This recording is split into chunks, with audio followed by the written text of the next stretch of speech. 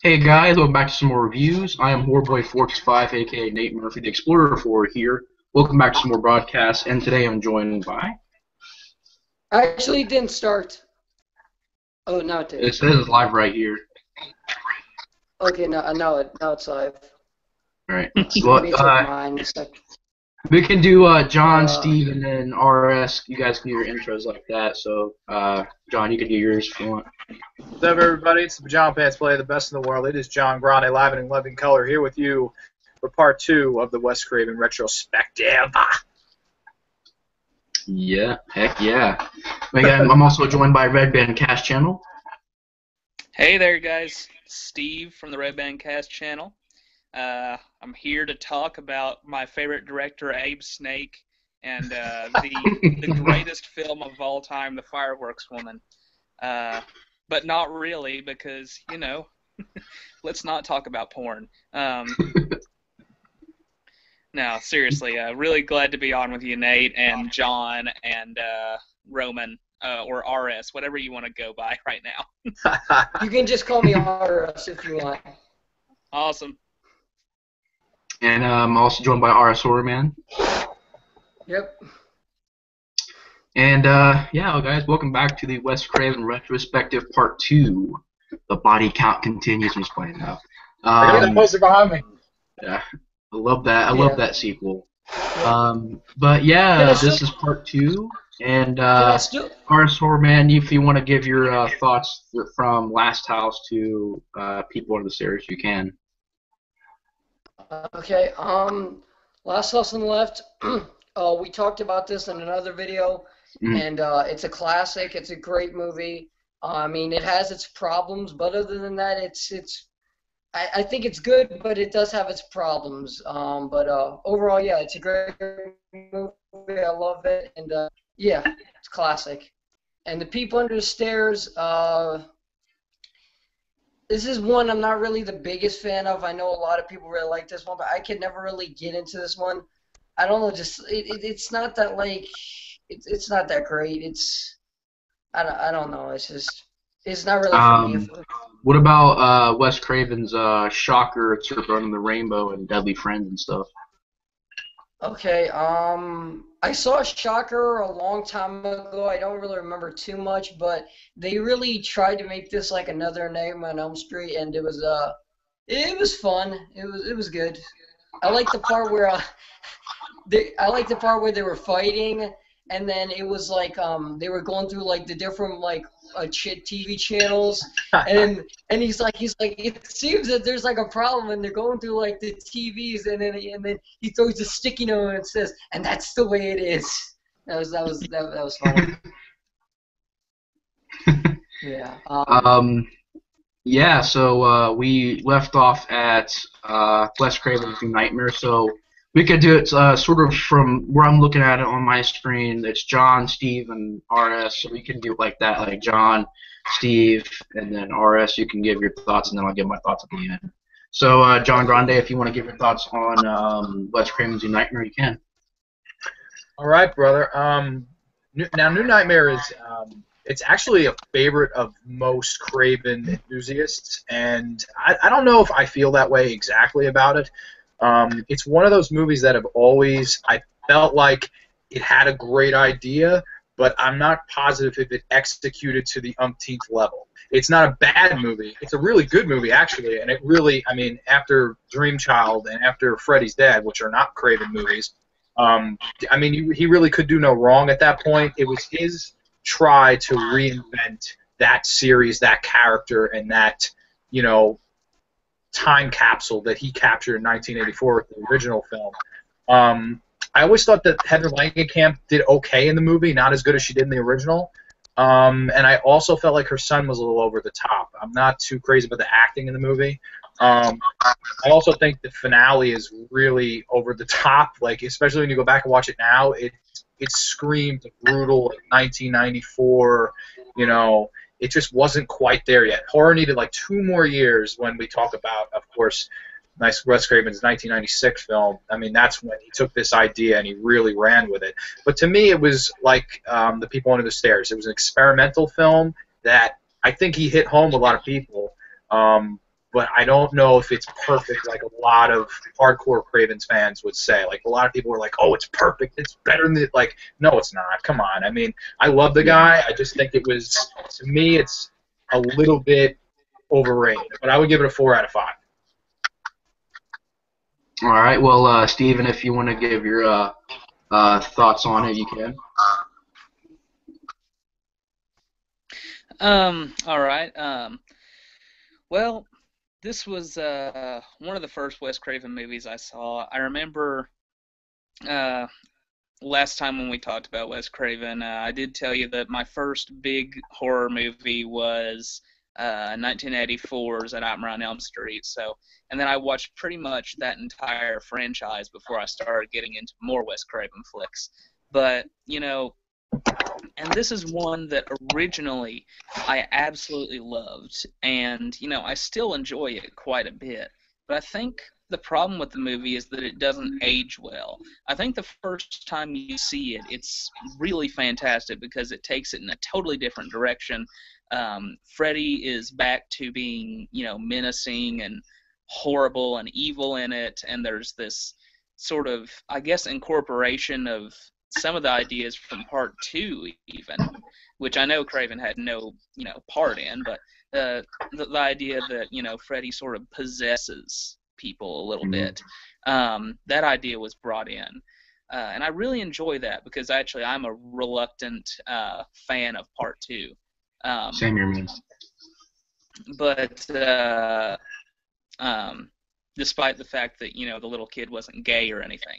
But let's also say that you know, it just doesn't age well. As John was saying, you know, like that last sequence screams like 1994 trying to be desperate, like to the umpteenth degree. It's crazy how dated that is.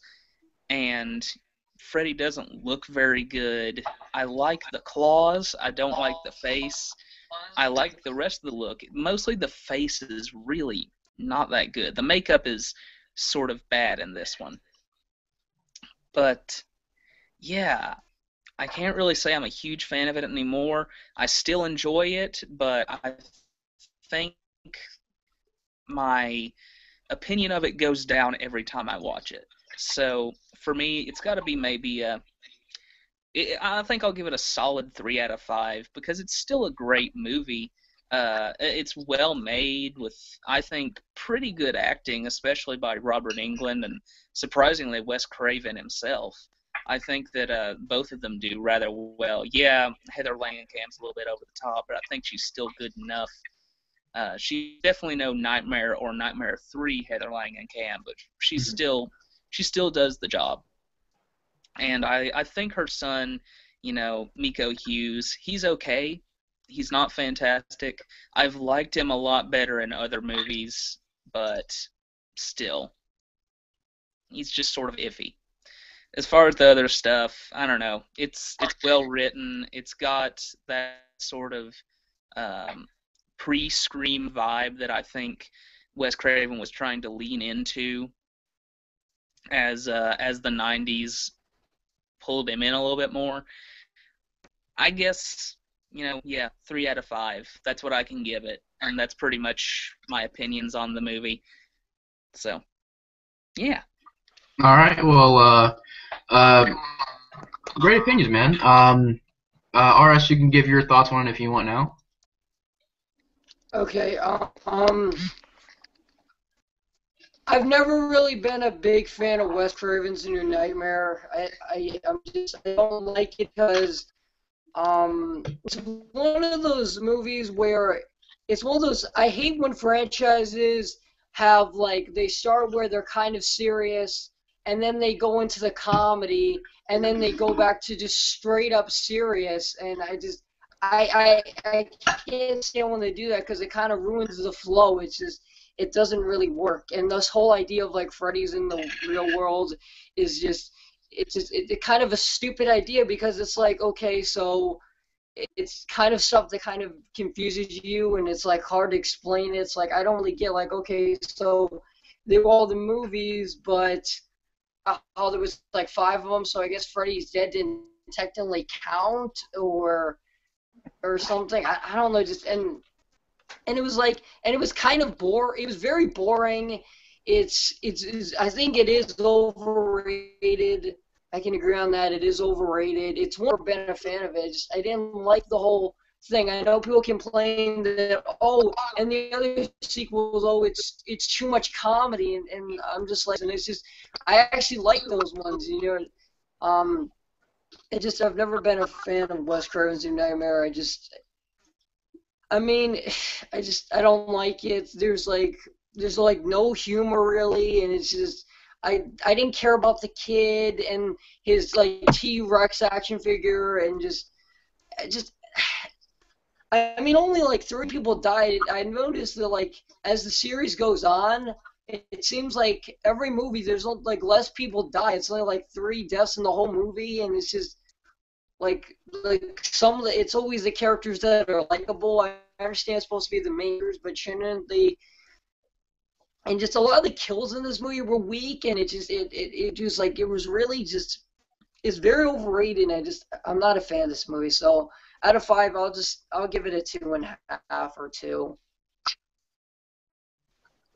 All right. Well, good, man. I'm actually, honestly, I'm surprised because most of the people out there, they yeah, you're welcome, man. They describe this movie as, like you guys said, one of the best Wes Craven movies, one of the best ones he's done. And I remember I was just, and you guys might remember how I was back in the day. I used to despise this movie. I really did, and you know, I didn't like it because of how it's a very slow-paced movie.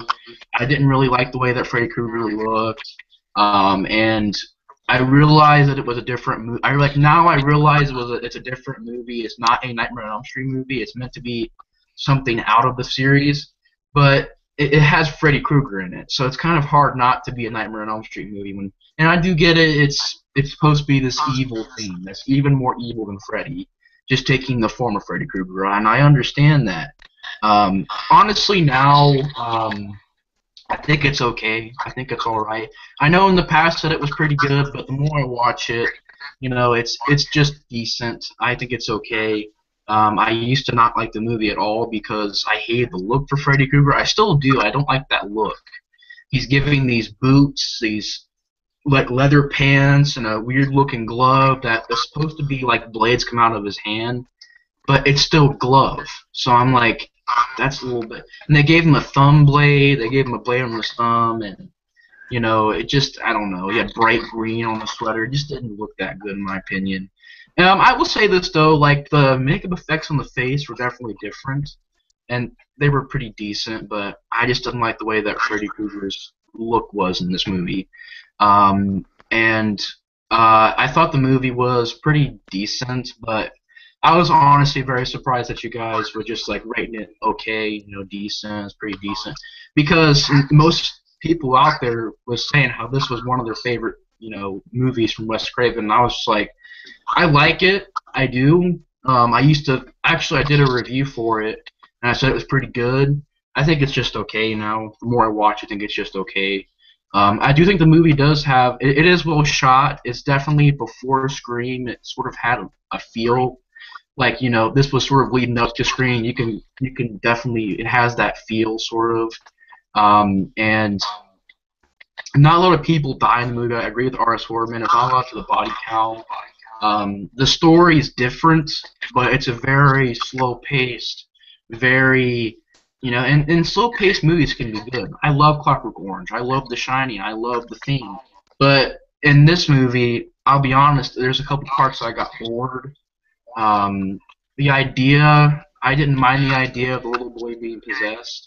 But the movie, it's well shot. I will say this, it does have some good acting in there. But I just think it's okay. I'd give it maybe a 3 out of 5. It's just okay to me. So, that's Wes Craven's New Nightmare. And that came out in 1994. And time to get on to the next movie here. next movie came out that he had made was Vampire in Brooklyn, Oh God. which came out in 1995. It's a Oh my 4.5 gosh. on IMDb. Oh. It's on there, guys. We gotta talk about it.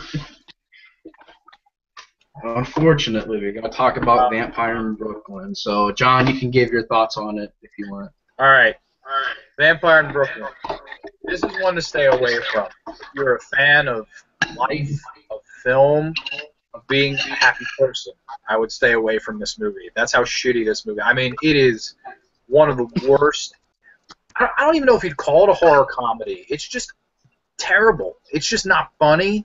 It's basically it's like I haven't seen it forever.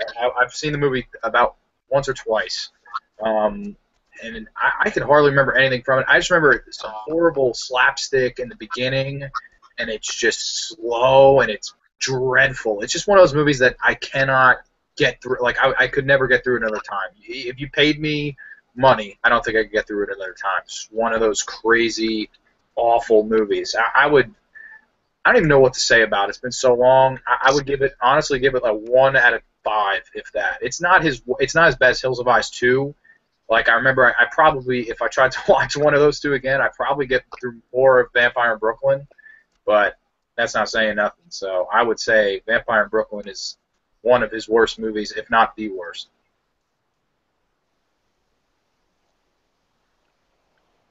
All right, well, good thoughts, man. Good thoughts, man. Steve, you can give your thoughts on it if you want now. Okay. Oh dear Lord.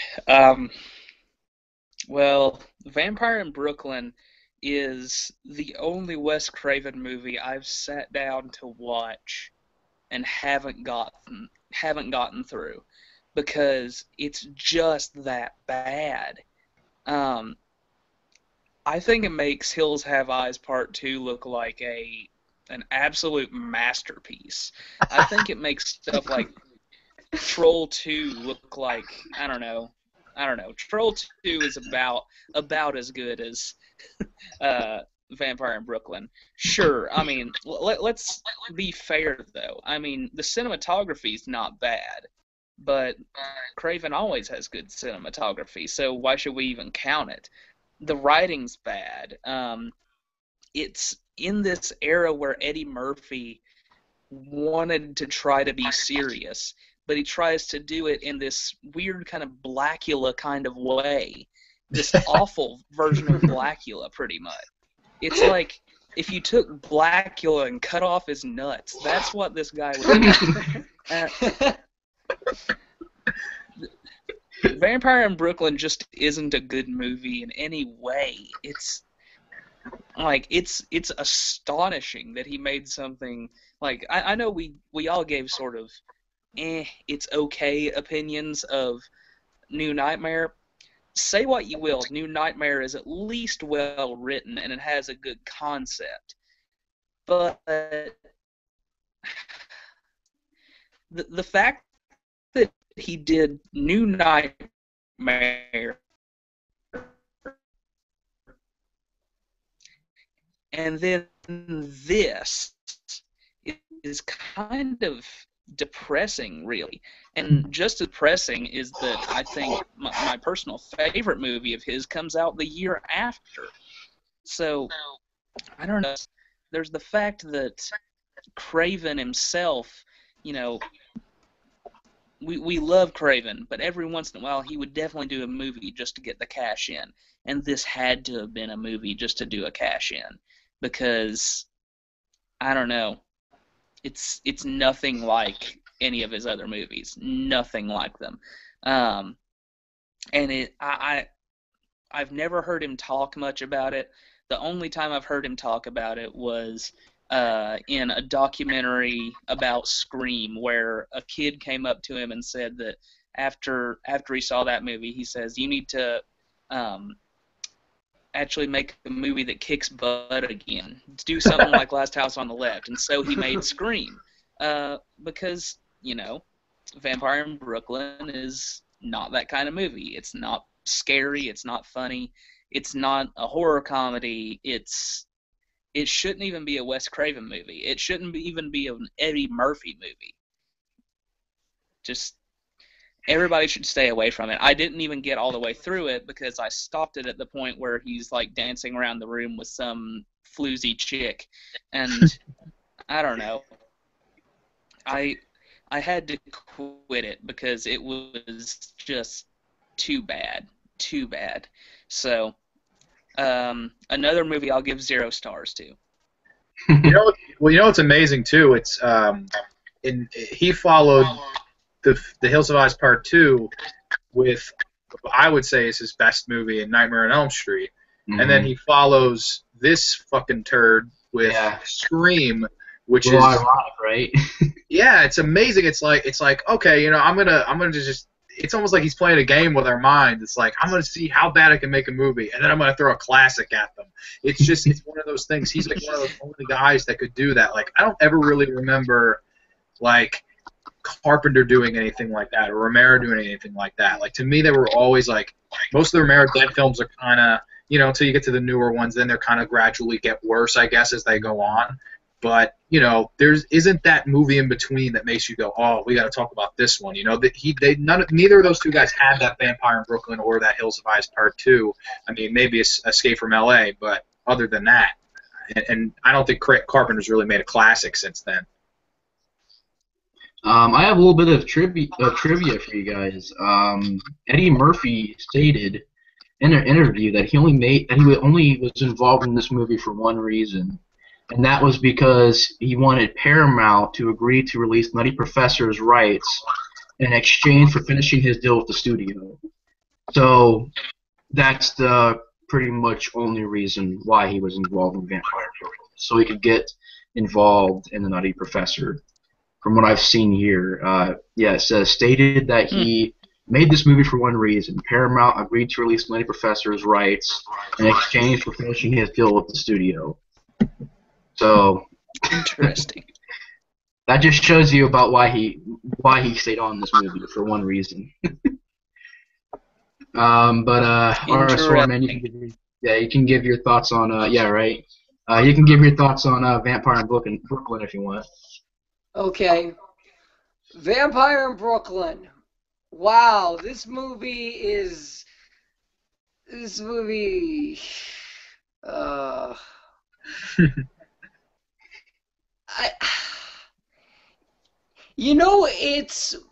one of those things where at first, if you hear about it, you know about it at first, it sounds like a good idea because it's like, well, it's directed by Wes Craven and it stars Eddie Murphy. What could possibly go wrong? Everything. Yeah. Yeah, man. This is so bad that it's like not even funny. Just the reason why Eddie Murphy, the other reason he wanted to do this is because he wanted to play Candyman, but they said no. So he's like, well, I like Wes Craven. I like some of his movies, so I want to play in a Wes Craven movie. So he did, and I don't know. Looking back at it, I kind of would have maybe been curious to see what he would have done with Candyman, but that would have been awful too. I mean, could you imagine Eddie Murphy as Candyman? Be my victim, be my victim. Come to me. It would be awful, but this is just, oh man, this is, it's not good. I agree. This is like a watered down version of like Blackula. It's just, it's not funny. It's not scary. The wig looks terrible. Just, oh my, this movie is just. Yeah, it's not only like one of Wes Craven's worst, but it's also one of Eddie Murphy's worst. Like this would definitely be like,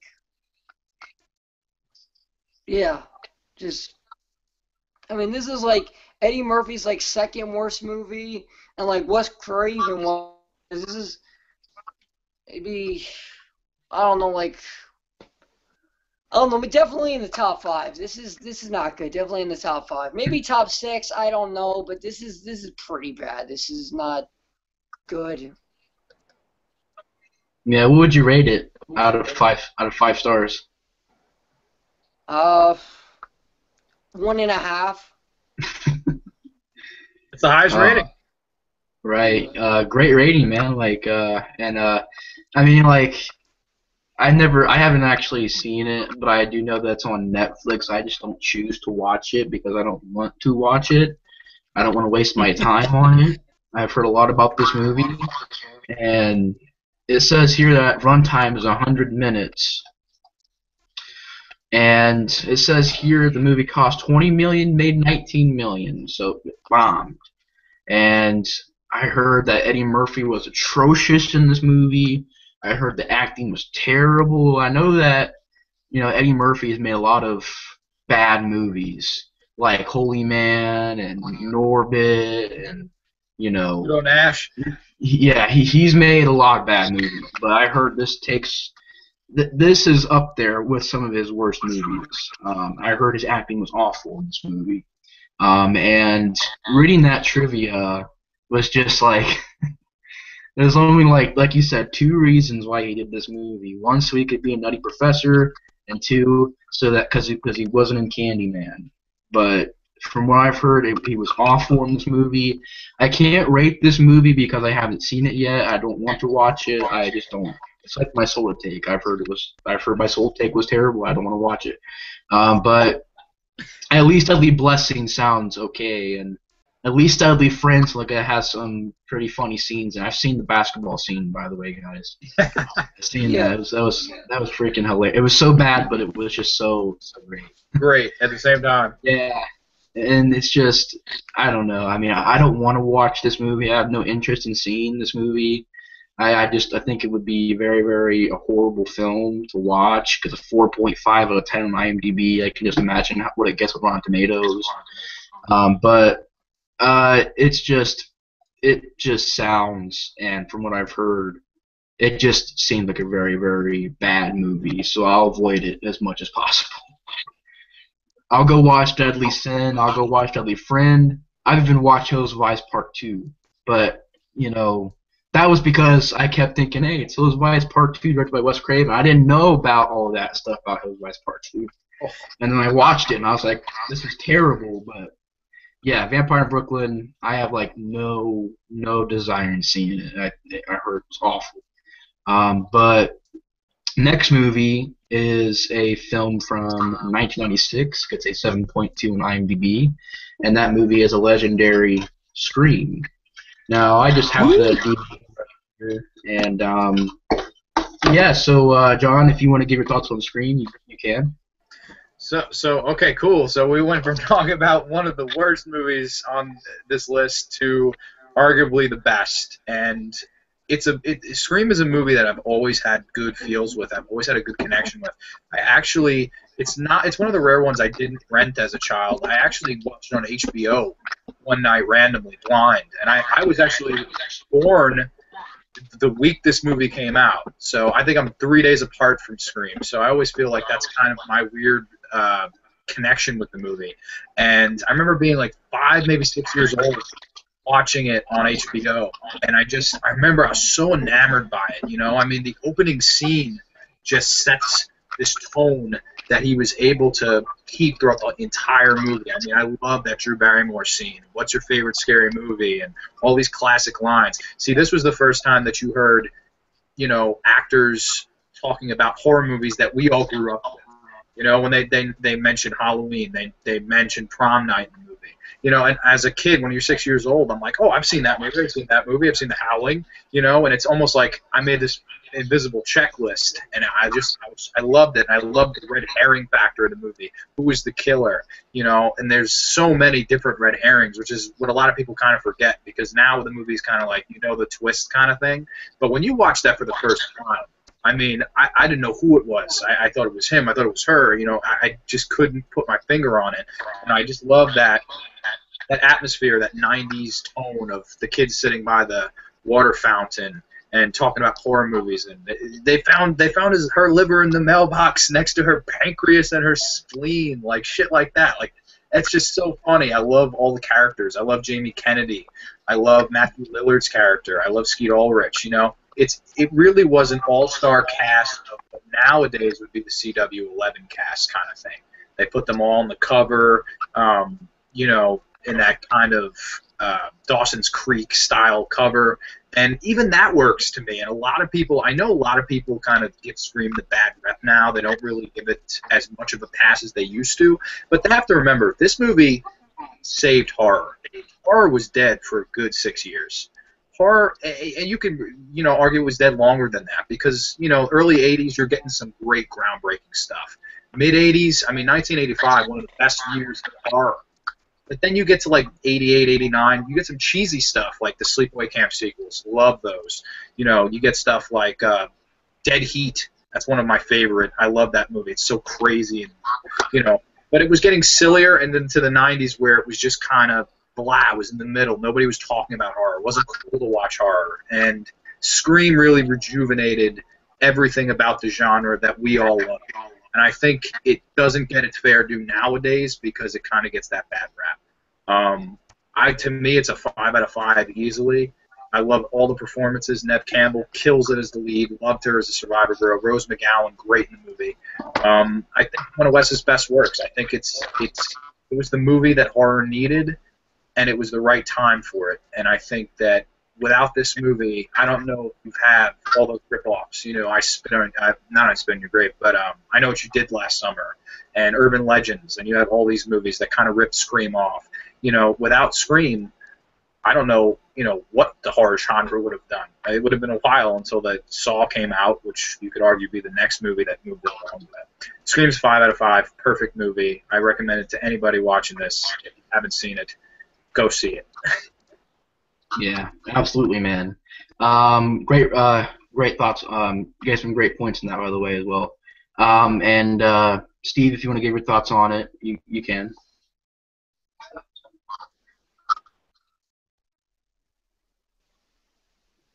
RedBand, you there? You hear me? Oh, sorry. Okay, I just That's all right. got back. Sorry. I've been breaking up. I live out in the country, okay? So give me some slack. It's fine, man. Slack given. But so you guys may as well just leave because I'm going to talk for about 15 hours about Scream. Scream used to be my favorite horror movie, and I've only had 2 movies dethrone it so far, and that's been Halloween and The Exorcist. And there's not going to be another one to do that. I can go ahead and tell you that right now. There's never going to be a movie that I think I have as much fun with as Scream. It's a movie that combines fun, chills, genuine scares, good practical effects, fantastic dialogue. Actually listening to the soundtrack of Jackie Brown a little bit ago, and that's a great Quentin Tarantino movie. A lot of people don't really like Jackie Brown, but I do. But I think technically, when you look at it, Scream is like a slasher movie written by Quentin Tarantino. And, of course Tarantino didn't write it. It was the great Kevin Williamson, who is one of my favorite writers. But he was basically taking off the ideas that Quentin had in his movies, being, media savvy and, having wise-talking types of characters, and just putting them in a horror setting. And I just really enjoy that. It's a movie that you can watch with friends. It's a movie you can watch alone. It's a hangout movie in the sense that you want to go back and visit those characters, even the characters that maybe you thought were annoying the first time. You want to go back and visit them because they're just fun and cool. And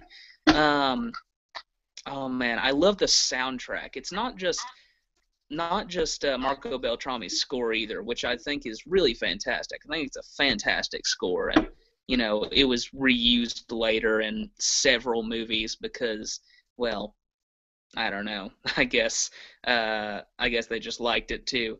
But Marco Beltrami had a great score, but the really cool thing is the soundtrack itself. The actual pop songs and rock songs that are on there. That introduced me to sounds. So many great sounds, things that I just like constantly listen to now come from Scream.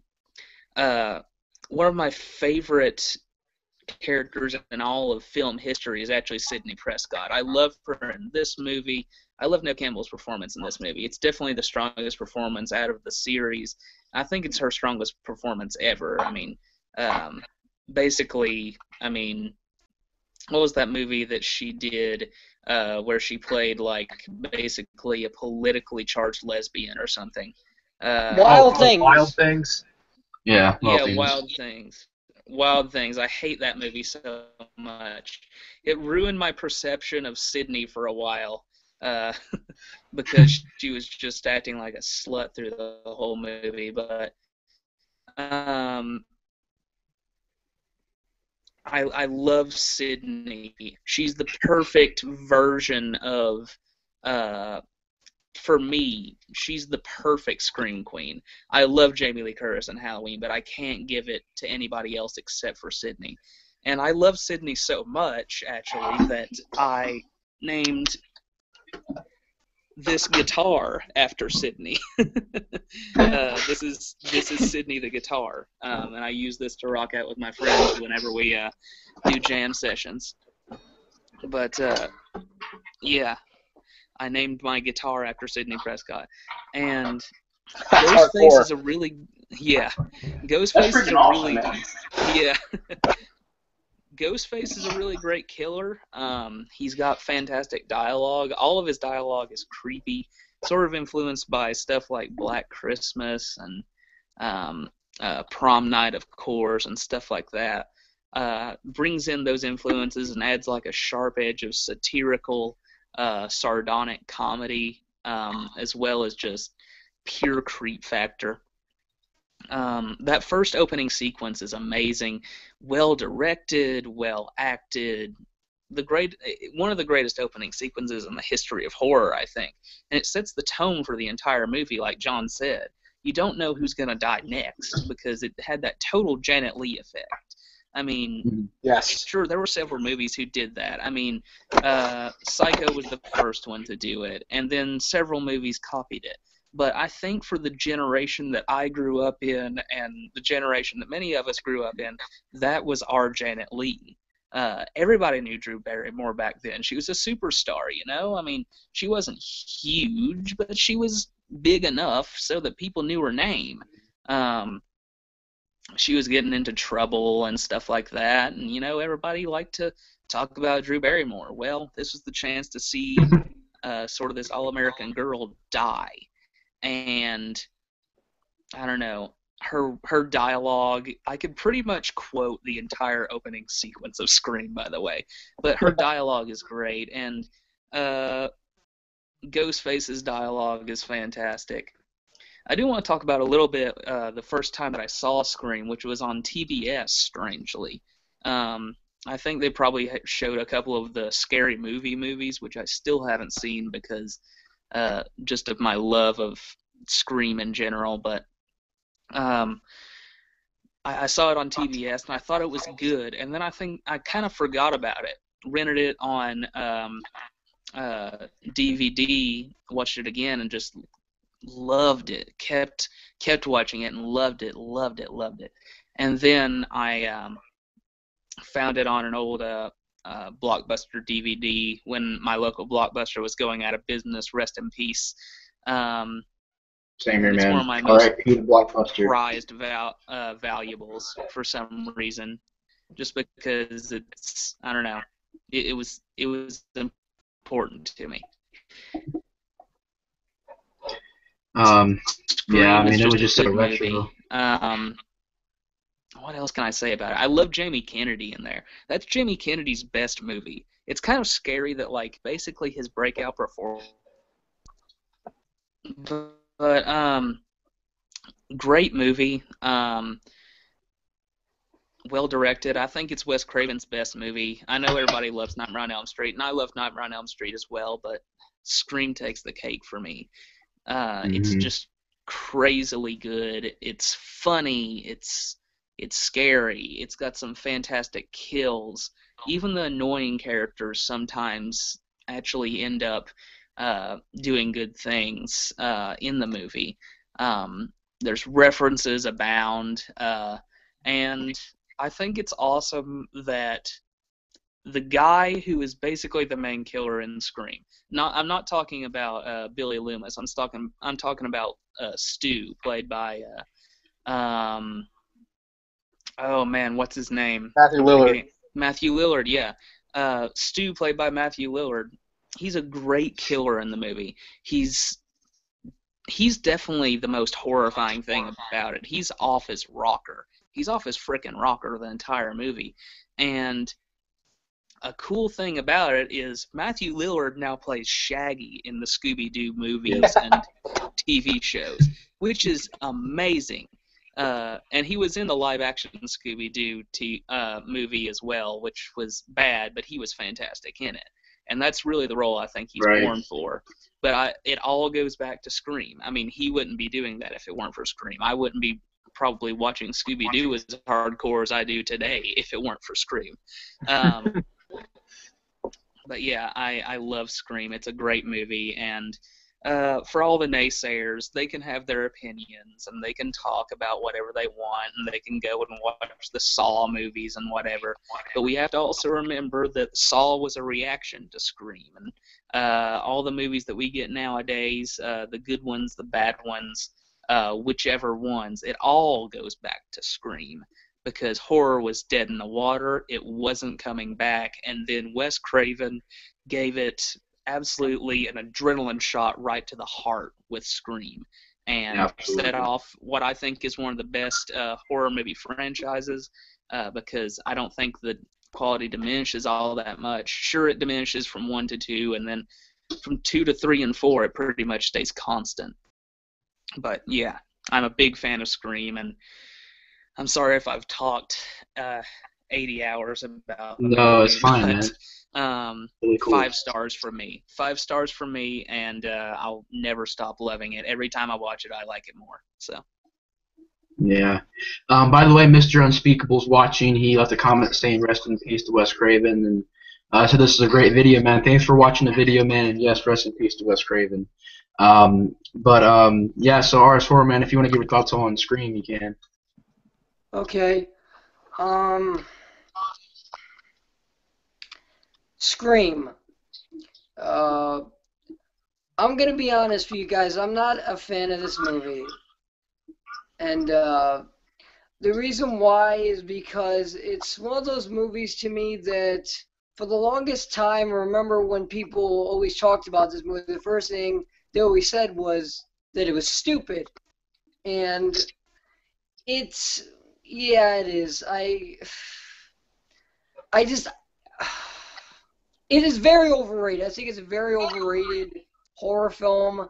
It's, I think it might, yeah, I'd say it's Wes Craven's most overrated film. I mean, I understand it reinvented, like, the horror genre, but to me, all it kind of really did was reinvent the horror genre with, like, these type of, like, teen movies, these 91210, like Dawson's Creek, with, like, a killer, and, just all these movies, Scream, and I Know What You Did Last Summer, and Urban Legend, Valentine, The Roommate, Detention, it was, like, Super Psycho or something, and just... These type of movies to me were just kind of I don't these yeah it just I mean I think Matthew Lillard steals the show. I mean he stole the show. I mean his performance was fantastic. I mean I will admit he was great. He's the best thing about this movie. I mean he was funny, he was energetic, he was crazy. He was entertaining. And like Nev Campbell, she's not a bad actress. I don't think, she did a bad job. It's just, this movie isn't really my type of movie. I'm not really into this. I mean, I think I Knew What You Did Last Summer is a much better version of this movie. Because it, to me, it had like better kills. It had a better killer. It had a better cast, at least.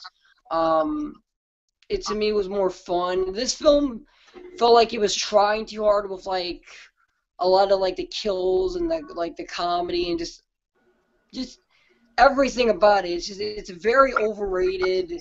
I can't really stand it. Besides like Matthew Lillard, everything else about this movie just flat out it just sucked. It was not good. I hate this movie. I think this movie is just it's terrible. So what would be your rating for it? I give it 1.5. Yeah, it's totally understandable, man. I mean, this was a different era in horror movies. You know, this was either it's like when in the 2000s when we started getting into the Hostel and Saw era. You know, yeah, Saw's a great movie and House was a great movie in my opinion, but not everybody likes those movies. I've heard people say they hate Saw. I've heard people say they hate Hostel. And I've heard people say they don't like 70s horror movies or don't like 80s horror. It's totally fine, man. It's just up to what kind of genre, or not genre, but what kind of era that you really do like to watch. And the late 90s was definitely a different tone for horror movies. I mean, Scream started it, but you had a bunch of movies like Urban Legend. I would say probably Urban Legend 2 sort of had the same feel. And you had Dracula 2000, all kinds of movies coming out in the late 90s. And I can totally understand that, man. Like, I feel sort of the same way, not with this movie, but a little bit. And I know I'm probably gonna get a lot of hate for this, but I mean, I still love the movie, but I still think that everybody talks about Nightmare on Elm Street. And don't get me wrong, I love the movie, I really do. I think it's a classic. I really do think it's got some really good scenes. I gave it a 5 out of 5. I can't remember if I gave it a 4 out of 5 or a 5. I still gave it a high rating, but a lot of people talk about that movie, you know.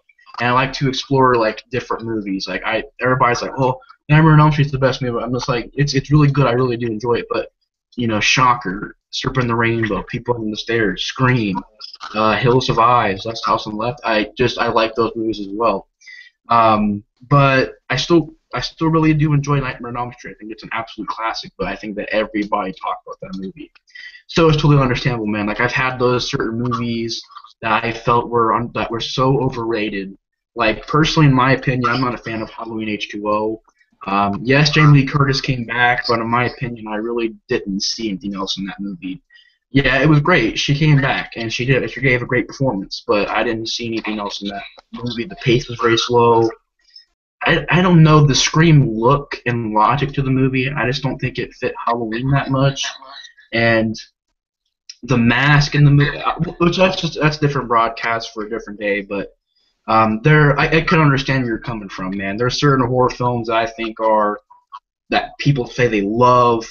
You know, Wes Craven's New Nightmare. Everybody says that they love that movie. And I'm just like, it's okay. But I can say though that I really do absolutely enjoy Scream. And I don't know why my camera's sort of showing it backwards, but yeah. So I really do enjoy Scream. I think it is a very clever horror movie. It's a horror movie that, you know, brought horror back to being hip and cool, and it's clever. You know, I would definitely agree with that on the front cover. It's definitely a very clever horror movie. I really enjoy the acting, and I really do enjoy the way the movie's shot. I always describe these movies as sort of, you know, artistically shot. They have this look to them that horror films that came out later on sort of had that same look. You know, Halloween H2O. I think Wes Craven's New Nightmare had a little bit of that look, but Scream really brought that into the stratosphere and really did bring that and make it part of the horror films that were coming out in the late 90s and early 2000s. And I really do enjoy, like you guys said, how Scream brought what we loved into the film. It brought the logic that we loved. It brought these characters. They are fans of horror movies. They know the cliches. They know what we know, and I love that. I love how they can connect, that we can connect to these characters. Personally, I don't think the movie's aged at all. I still think it's in great shape. I love the way the movie looks. The '90s look, I think, is still awesome. I absolutely love the music. I love the main theme. I love the soundtrack. I think the movie is very suspenseful and very thrilling at times, and I love the end of the movie. And you got a bunch of great scenes and a bunch of great lines of dialogue. But the Scream movies, they were always horror films with style that were just very well shot, very well handled, very well done, and the way that these movies were sort of done was sort of how urban legend and and I know what you did last summer. Those movies, you can definitely see that Scream influence in those movies. But yeah, I absolutely love the first Scream. I think it's an absolute classic. I think it's definitely a definite 5-star rating. I absolutely love it. I think it's great. So I got DVDs here, but yeah, that's Scream. The next movie that we're getting to came out in 1997, I believe. Yeah, 1997, the very next year, and that is Scream 2. It's 6.1 on IMDb. So, John Grande, if you want to kick this off, you can give your thoughts on Scream 2. Yeah, sure thing, man. Scream 2, like Steve was saying before, with New Nightmare, he said it's one of those movies that every time he watches it, it kind of gets watered down for him. It kind of gets like not as good as it originally was, and that for me, like I think that applies more with me with Scream 2. When I first saw the movie, I thought, wow, this is a really good sequel. I didn't see the killers, I didn't guess the killers right. I thought, again, it was a really good red herring. I thought that they actually made sequels instead of horror movies. See, this is what they parodied instead. It was the sequels, and it's all about, the black guy, like the cameraman, he leaves. Like, that's a funny scene. Like, I think Kevin Williamson did a really good job with this script, even more so maybe than the first one, because it was his parody on sequels. And, horror sequels have always got a bad rep here or there. You know what I mean? It's one of those things that people kind of go, oh, like even in the original Elm Street, I think not the original Elm Street, but the original Scream, they say, oh, Elm Street 1's great, but the rest suck. So this movie was basically a parody on sequels. And while I do like it, I don't feel the cast is as up to par as the original Scream. Like, I don't think the opening scene is that impactful like the first one was. I mean, it's a big movie theater. I feel like I'm in the bathroom, in the fucking movie theater. And to me, that always, like, I was like kind of like, wouldn't somebody have like done something? Like, I always thought it was kind of an unbelievable opening scene. Not as good. He maybe tried to recapture some of that magic, and some of it's there. I think Neve Campbell again is really good as Sidney Prescott. I think she is the best character in the series because she is, in a lot of ways, the Survivor girl. She is, in a lot of ways, like maybe my generation's Survivor girl. Like, everybody has Jamie Lee Curtis from Halloween, but I kind of grew up, Sidney Prescott was my Survivor girl. So it's to each his own kind of thing. But I thought she did a good job. She cuts her hair, and she has the caller ID and all these things to kind of reshape what they did in the original. I think they did it to a certain extent. Yes, there are problems with the movie, and I'm not a big fan of the killer, the woman from Roseanne, Timothy Olyphant. It just seemed to come out of nowhere. I liked his motivation, like he's going to blame the movies, but I don't know. I think the movie ultimately kind of falls flat in the final act, like when they're on the stage, and then then she turns on Timothy Olyphant, and like, I don't know, it's just too much stuff, and the Cotton Weary stuff. Like, to me, it was trying to recapture that magic, and maybe it got a little bit more than half. And it's a good movie, and I'll back it. But to me, it was honestly a precursor to knowing that Scream 3 was going to be a downer. Because that's how I always felt. I always was kind of like, yeah, do they keep the same kind of gradual pace? Yes. Like, Scream 1 is the classic. Scream 2 is pretty good. Scream 3, for me, it's not. And then Scream 4 is maybe a little bit better than the third one. But I don't know. To me, it was kind of a warning movie. I think it was good. I think it's better than I Know What You Did Last Summer, Urban Legends, all those kind of movies. I think it's better than those. But to me, it was already tired that new concept even a year after, and I think that's maybe where the movie suffers most. I'd give it like a 3.5 out of 5. Good rating, man. And Steve, you can do it on Scream 2 if you want. Okay. Well, I totally get where John's coming from with a lot of his opinions. I'm sort of biased because this is one of my favorite horror movies, and I know John gave a great review to Scream before, but I'm a huge, and this may change some people's opinions of me. I'm actually a huge sucker for neo-slashers, the slasher cycle that Scream started. I'm a big fan of urban legend, and I like I Know What You Did Last Summer, and Cut, Cherry Falls, Valentine, stuff like that.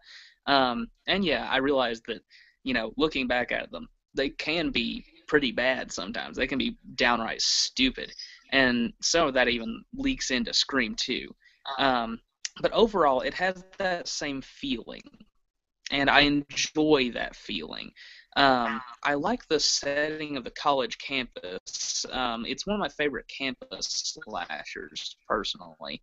And obviously, it's not one of the greatest horror sequels ever. I mean, it's no Halloween 2 or Aliens or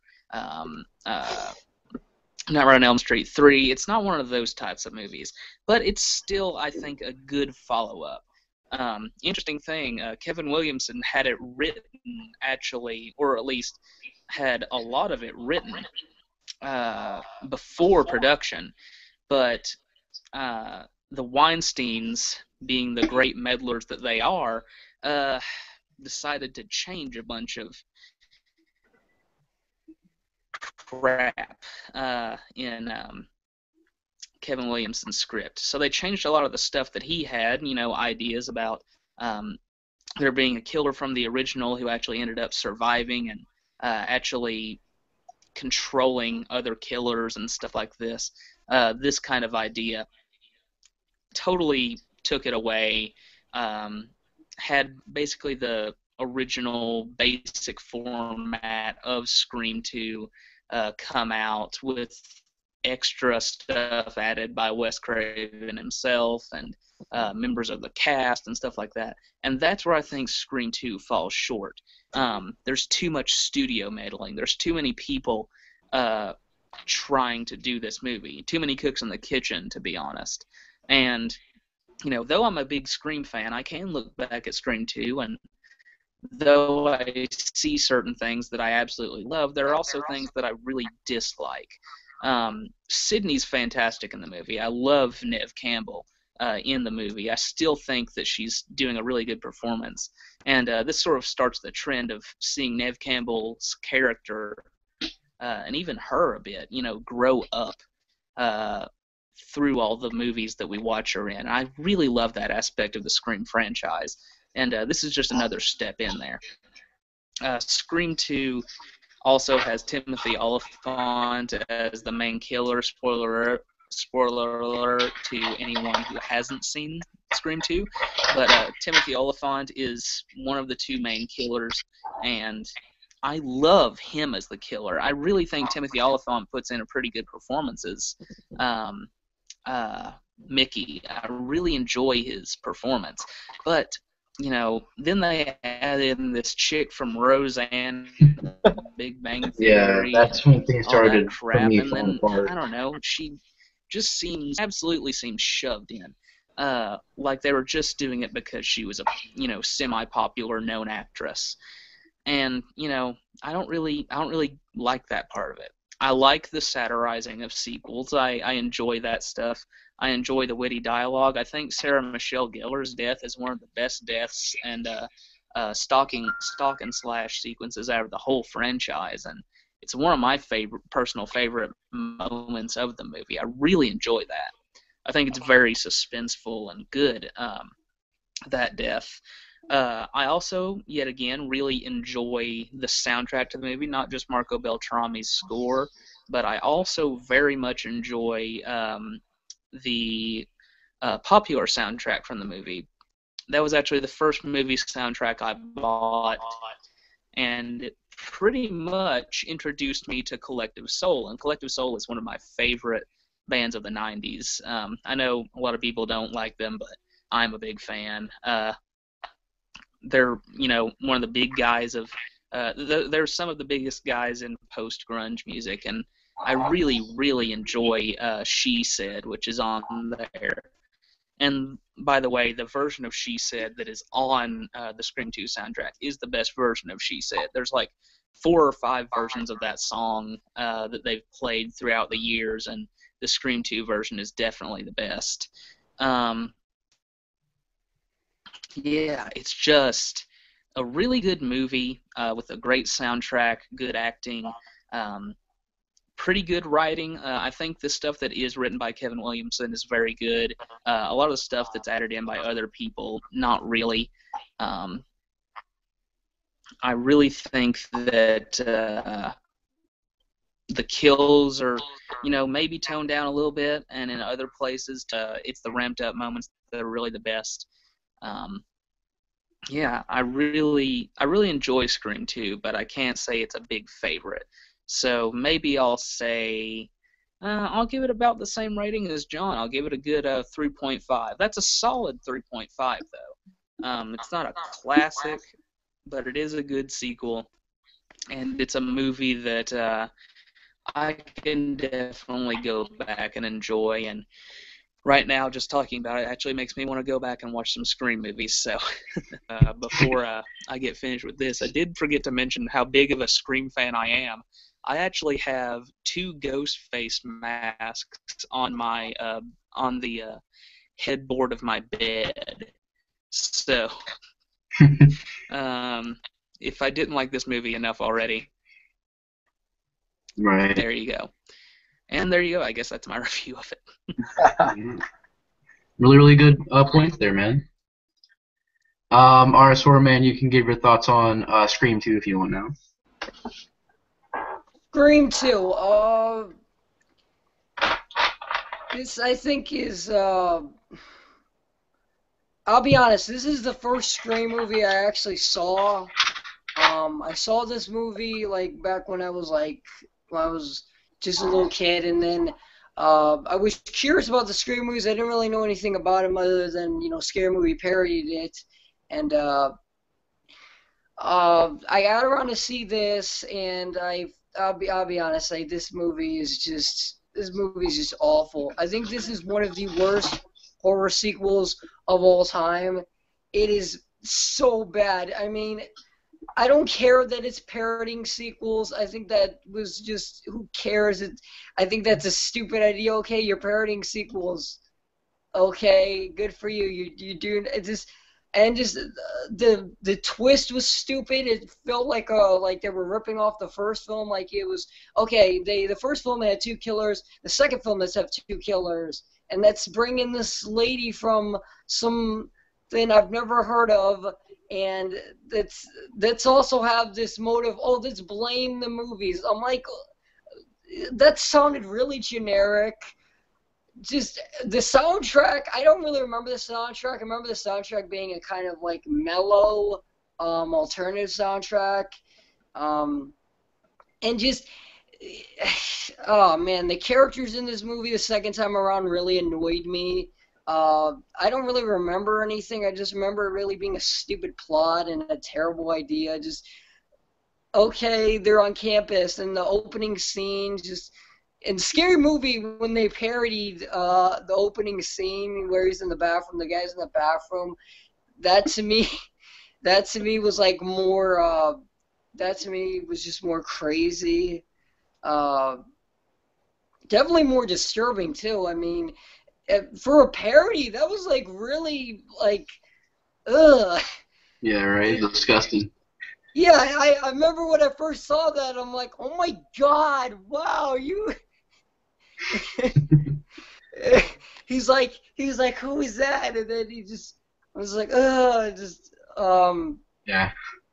Just, and then that to me was more funnier and more interesting and just more original. This just this sucked. It was nothing but a rehash. It just ripped off the first one, and I don't think there's anything good about it. I don't really remember anything. Yeah, just it's terrible. It's not a good movie. So I'll give it 1.5 out of 5. All right, man. Good review, man. But Scream 2, I don't hate it. I really don't, but I don't love it. I think it's just okay. I think it's decent. A time waster. I don't think it's as good as Scream 1, and, you know, it is a sequel, though, but still, I do like the fact that they cover sequels in this movie a lot. Aliens, stuff like that. But I don't know, the cast wasn't really that good. Even though you did get Sidney Prescott in this movie, she was okay. The guy who played Dewey, David Arquette and Courtney Cox, I mean, they were eh. You know, it was just more of an eh performance from the actors in this movie. It was just eh. And I still thought the look of the movie was pretty cool. I really do respect how they do the whole sequels, parodying sequels and stuff. That's definitely clever. But this movie just felt more. I'll be honest, I got more bored with it. I just felt that it was a much more slower paced movie, and especially towards the middle part of the movie, and you know, it felt like it was really really boring at times for me. It was not as, you know. I don't know, the kill scenes weren't really as memorable as the first movie. You know, you got the Sarah Michelle Gellar, she gets stabbed and thrown off a balcony, and, you know, decent death scene, decent practical effects, but not really a lot. And as far as suspense goes, I don't know. It's one of those hard movies to talk about because it's just, it's for me, it's bland, it's meh. I don't love it, but I don't hate it either. I still do respect the idea that and I actually like the idea that they were parody sequels, and I like the idea that it does realize that it's a sequel. And it was just, as far as like David Arquette and Courtney Cox and Nev Campbell, Jamie Kennedy in this movie was a huge jerk. I feel like he was much more of a jerk in this movie than he was in the first movie. You know, in this movie, he actually messes up a line from Aliens, and if I can remember, I don't know how Jamie Kennedy couldn't remember it, but, you know, the way he says it in the movie was just, he corrects somebody who actually said it right, so I don't know, I don't know. But Jamie Kennedy in the movie was much more of just a jerk. I feel like he was much more of a jerk. You know, and the Leaf Schreiber character, you know, I do agree with you guys, though. I did feel like they tried to put, you know, too much stuff into this movie. And it just felt very bland. I mean, the music was a couple songs I liked. You know, that song that you mentioned, Steve, I liked that song as well. But it just, I don't know, the score really wasn't that really, I mean, there's a couple songs I really liked, but I don't think it was just nearly as good as the original. But, you know, as a sequel, I think it's okay. I prefer. Actually, I'm pretty sure you guys are probably going to be very shocked by this, but I'd prefer another sequel in this franchise that gets a lot of hate. But I don't know, it's just very meh, bland, okay, decent. You know, the ending was pretty out of, you know, it was just out of nowhere. The girl coming in was just completely out of nowhere. The whole college thing was in. That's what I mean. I just really, that's the word to describe the movie is I didn't hate it, but You know, the theater stuff they had in the movie at the end of the movie was pretty decent. You know, the idea of she's using these weapons and, you know, and she's cutting like the lights and they fall down. It's pretty cool ideas. And I will agree with you guys. The guy who played the killer in this movie is also from The Crazies. Did a really good job. I think he was up there with, you know, the Billy character and the guy from both the killer from the original movie. I feel like he was up there with their performance. And it really would have been a good scene if the freaking woman just wouldn't come out of nowhere, shoot him, and then the ending just started falling apart, just slowly falling apart. You know, I feel like it was just like when she came in, things started falling apart. Even though his performance was pretty decent, but it's it's alright, but it's not one of my favorites. But I definitely don't hate it. I think it's as far as sequels goes, I've seen much more worse sequels than Scream 2. I've seen Chainsaw 4. I've seen Omen 4. I've seen Omen the remake. Well, it's not a sequel, but you know. I've seen, in my opinion, Jason X. Just Cabin Fever 2. I've seen worse. I've seen worse than Scream 2, but Scream 2 was just, yeah, it was all right. But the next movie we're going to be getting to is Scream 3, which came out in 2000. It's 5.5 on IMDb. And, John, you can give your review on it if you want. Yeah, so Scream 3, to me, this is where the Scream series kind of lost its luster a little bit. I know that you're a big fan, Nate, and I also know there are a few people now that kind of back this movie and say that they're kind of fans of it. There are a lot of people that actually like this more than Part 2. I'm not one of those people, just to be honest. To me, the movie, I got what it was going for. It went way too far with it. It was just over the top. I mean, the fact that the, spoiler alert, like Steve said before, the killer is her brother, technically, and he's been behind it since the first movie. Like, I don't know who wrote that. I know Kevin Williamson is the screenwriter. I would love to think that the studio changed that, because I think Kevin Williamson, again, is a little too good of a writer to maybe go that far with it. Like, they kind of try to make it like, you know, those Saw movies got towards the end. Like, the doctor from the first movie was in on it from after that one. You know, it's just kind of like, okay, you're kind of walking on landmines there. It's not a good idea, you know, and I think, again, I think the cast is even a down step from Part 2. I think these movies really suffer from the cast. I think the first movie is just casted perfect. Second movie, you know, I like the Sarah Michelle Gellar because of Buffy the Vampire Slayer, of course, but, I mean, other than her, and she's not even in the movie very long, you know, like, I do like that film scene class, but I don't know. To me, this movie really falls flat on a lot of levels, like, but at the same time, I can understand why someone likes it. It's very fun to watch. Like Nate said, that Scream 2 doesn't have as good a pace maybe as this movie does.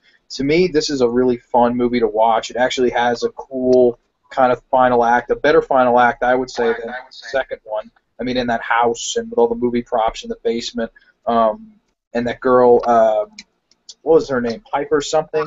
Piper Laurie, is it? She's kind of Courtney Cox's sidekick for the whole movie. I loved her in it. I thought she was a really good character, a standout character. But again, I do think it just became a little too silly. I think they went like one step too far.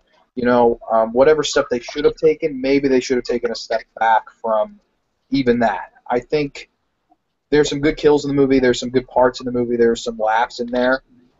But I ultimately think that this concept was tired by this point, and I do respect that Steve is a big fan of this kind of genre of horror. But to me, like when you get to the stuff like Valentine and like I like the first I Know What You Did Last Summer, but try to get through the third one. You know, I'll always know what you did last.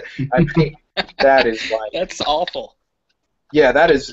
I can't believe Nate mentioned Omen 4. I mean, Omen 4 is holy shit bad. Like, oh my god, like. Yeah, that's what I mean. Like, I've seen worse than Scream 2. That's why I don't hate it. I've seen worse than that.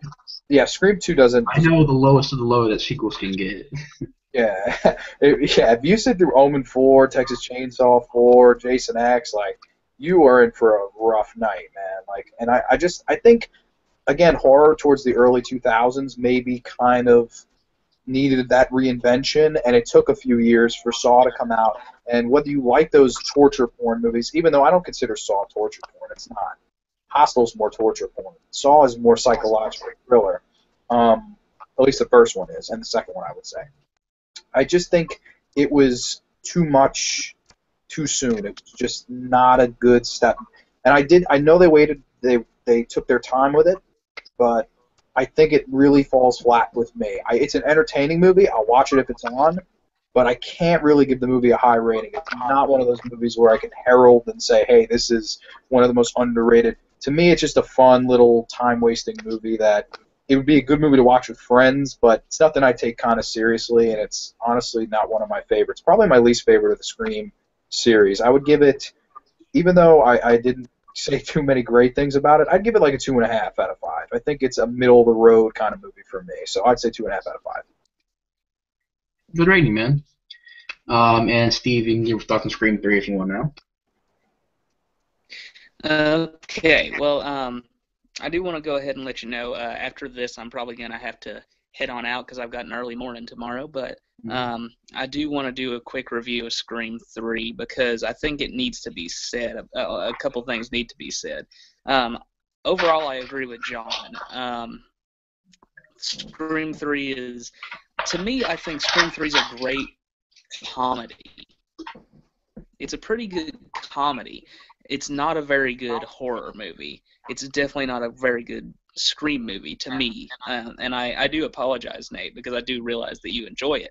But, you know, this is sort of bottom of the barrel Scream for me, and I still don't hate it. Yet again, it's a good comedy. I really like a lot of the jokes in it. Some of the characters are pretty good, not great. I think the biggest sin of this movie is actually the fact that they had to get somebody else to come in and do tons of rewrites. Kevin Williamson did work on the movie. That's true. Kevin Williamson actually did submit a treatment. He actually submitted a complete script. And they didn't like it because they didn't want the idea of, you know, Stu being alive and controlling all these killers from sort of on high. They didn't like that idea. They preferred the idea that Aaron Kruger actually came up with. I believe his name is Aaron Kruger. He's a screenwriter. He's the screenwriter responsible for this. And, you know, I don't know. There's some good stuff in there. There's good comedy, I think. I think the movie's got a good soundtrack, and, you know, the characters are all right. I do like where Sydney's gone. I really like the character of Sydney in this movie. I like the fact that she's sort of become a recluse because that's sort of, I think, what would happen to you if you did that kind of thing. And I enjoy, I think Craven maybe does his best directing job here out of all the Scream movies because I think that, I don't know, it's either here or Scream 4 because I just think his look improves and improves and improves throughout the Scream movies. Now, of course, the first one is the perfect one because it's the perfect mixture between Wes Craven himself and modern technology. Mm-hmm. But this one is all modern technology. And so is Scream 4. And I think that actually makes for a pretty good look. And yet again, I still prefer the original to this, even the look as far as the look is concerned. But yeah, I think it's a good movie. It's good enough. It's not a great movie. As John and Nate said, there are tons of worse movies than this. I think of Puppet Master movies, I guess. Leprechaun movies, Children of the Corn stuff, Hellraiser. Even heralded franchises have really bad movies, and, you know, this is maybe the low point for Scream, but it's still better than a lot of other horror franchises. Yet again, not a great movie, but it's good enough. I'm going to give it the exact same rating that John gave it. I'm going to give it a 2.5 because I think it does deserve a little bit of recognition, but maybe not even close to classic status. And since I'm going to be leaving, I do want to go ahead and sort of give my opinions on a few more of Craven's films as I head on out into the night. So first off, I haven't seen Music of the Heart. I'd like to. I know it's a drama that's about, you know, basically a violin teacher played by Meryl Streep, that actually got her a nomination at the Oscars. But I want to see it. I kind of just want to see it because it's a Wes Craven movie. And then I've seen, and let me know if I've skipped a movie after I finish talking, and I'll go back and talk about it. But I've seen Cursed. Cursed isn't a very good werewolf movie, but it could have been very good. It's another movie where the Weinsteins just totally screwed it up. Yeah, they didn't even bill it as like a werewolf movie in the trailers for it. They didn't even bill it as a werewolf movie. They kind of did a Howling kind of thing with it, but they didn't even do it as good as the Howling did. It's not a very good movie at all. But I do have a little bit of love for it. Not much, but I'll go back and watch it every 5 years maybe, just because I don't know, maybe I need something to do or I need to waste some time or something. But and the unrated cut, by the way, is definitely a lot better than the PG cut, PG-13 cut. Or I think I might have even seen the PG-13 cut. I don't know if I would have bothered. I've seen Red Eye, and I really enjoy it. I think it's a pretty good thriller, suspense movie. I love Cillian Murphy in it, and Rachel McAdams is pretty good. It's one of Rachel McAdams' best performances up to that date. Certainly better than when she was Regina George in Mean Girls, though Mean Girls, I think, is still a pretty fun movie. So sue me. But, yeah, let's see. Red Eye. Am I missing any, Nate? I think not. I think after that it was you got My Soul to Take and Scream 4. And if you want to talk about that that ghost movie, I mean it's just a segment, but you got his segment of the Coen Brothers project, Paris I Love You, also known as Paris Je t'aime, or something like that, or however the freak you say it, I couldn't pronounce it. Yeah, whatever. I don't want to be a Frenchy and be a communist or something like that, so I'm not going to speak French. But yeah, it's a good enough segment, but it's not horror. It doesn't seem like Wes Craven, but maybe it does because it's filled with literary references. So, but yeah, there's that. I haven't seen the entire movie, so I can't really say much about it. Although I hear that the Coen Brothers segment is pretty good.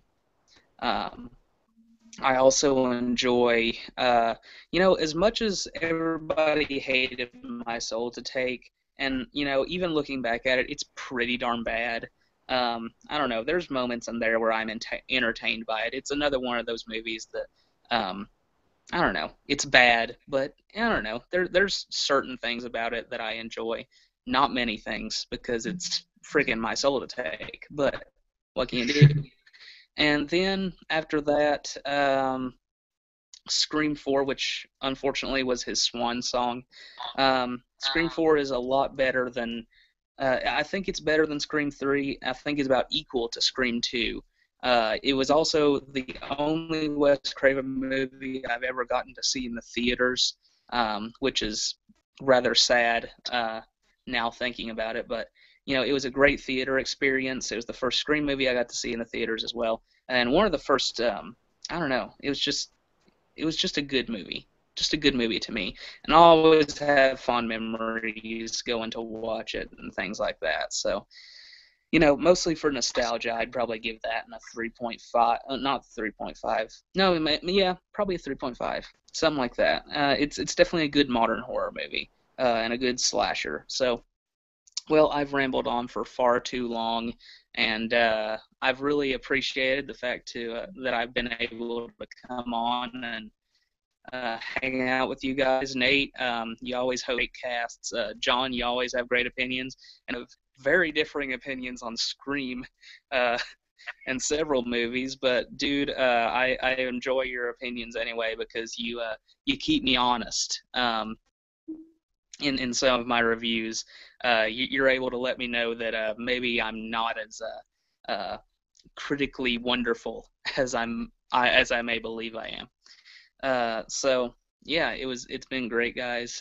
Rock on, and I hope you guys have a great finish to your podcast, or not podcast, live cast. I'll talk to you guys later, and just thanks for letting me be on. All right, talk to you later, Steve. Thanks so much for being on this broadcast, and see you later. All right, so wait, John, did you give your thoughts on? Yeah, you gave your thoughts on Scream 3, right? All right. Yes. RS Horror Man, you can give your thoughts on Scream 3 now if you want. Scream 3. I'm gonna say a little thing. For those of you that didn't know this, but I actually star in this movie. And because Roman, that I star in this movie, I play as the killer. But it was you all along.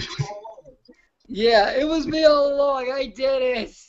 But no, but seriously, dun dun dun. But Scream 3. This is the second one I saw after I saw Scream 2. This one is better than the second one, and it's better. I think it's better than the second one, but probably not as good as the first one. But this actually has parts in it that I can actually tolerate. I mean, let's see here. I just want to bring up a little thing that I noticed about this movie. And that is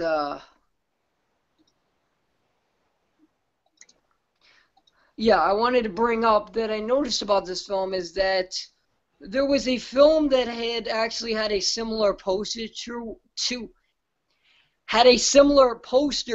it that had kind of ripped this film off, like the poster of this and Scream 2 and Scream 3. Yeah, I think Bride Chucky made a parody poster for its no. movie. Oh, that's no, it wasn't that film. No, it wasn't for Bride of Chucky. Bride of Chucky actually came out. It came out before this, a year before this. The film, I thought about it. The more I think about it, and I looked at this poster of this movie, the cover, and I actually have the DVD, and I looked at it, and I'm starting to think, this looks familiar. And that film was Leprechaun Back to the Hood.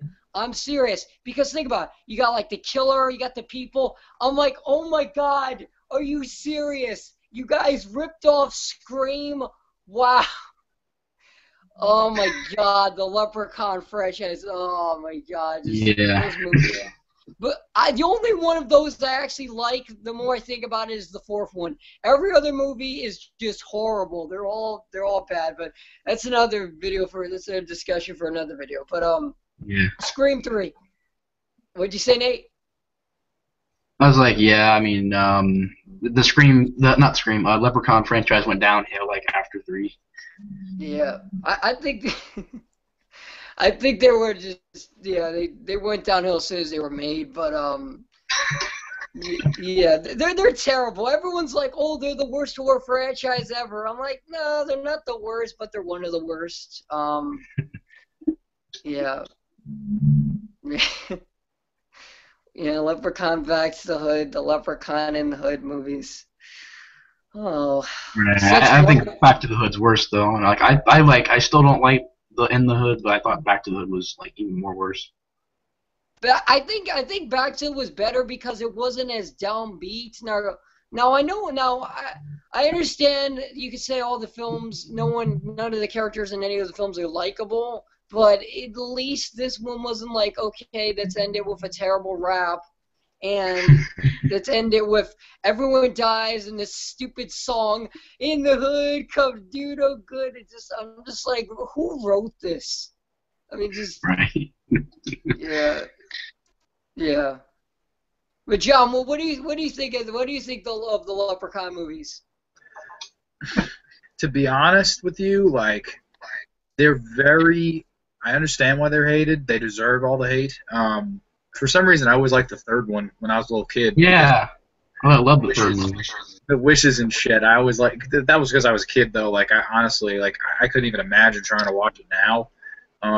To me, that's a franchise that kind of takes itself as a joke, and I don't think it expects to be taken seriously. So it doesn't get my full hate. I don't like ooze hate about it like most do.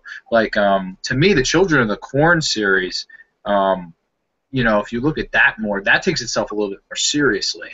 And in that retrospect, I could totally understand how somebody could bash those movies more because they are like, was it the fifth one, Fields of Terror? Like, you gotta be, and you take yourself seriously, man. Like, I don't know who the fuck came up with that title. Okay, Fields of Terror. This is gonna rake in the money. Right. Like, I mean, it's just, I mean, it does have like I don't know. I haven't watched Children of the Corn in a while though, but I remember I remember enjoying some of the sequels. But I don't know, maybe it's just one of those franchises I can let slide by. If a guilty pleasure could be a franchise, then it's just a guilty pleasure franchise for me. Like I like 2, I love 3, 4 was not that good, 5 was 6 was pretty good, 7 was pretty bad. The remake was horrible, and Genesis I remember being very bored by, but I haven't seen it in a while. But it's one of those franchises that, and it's the same with Leprechaun. I mean, I love Leprechaun 3. The first 2 movies are okay.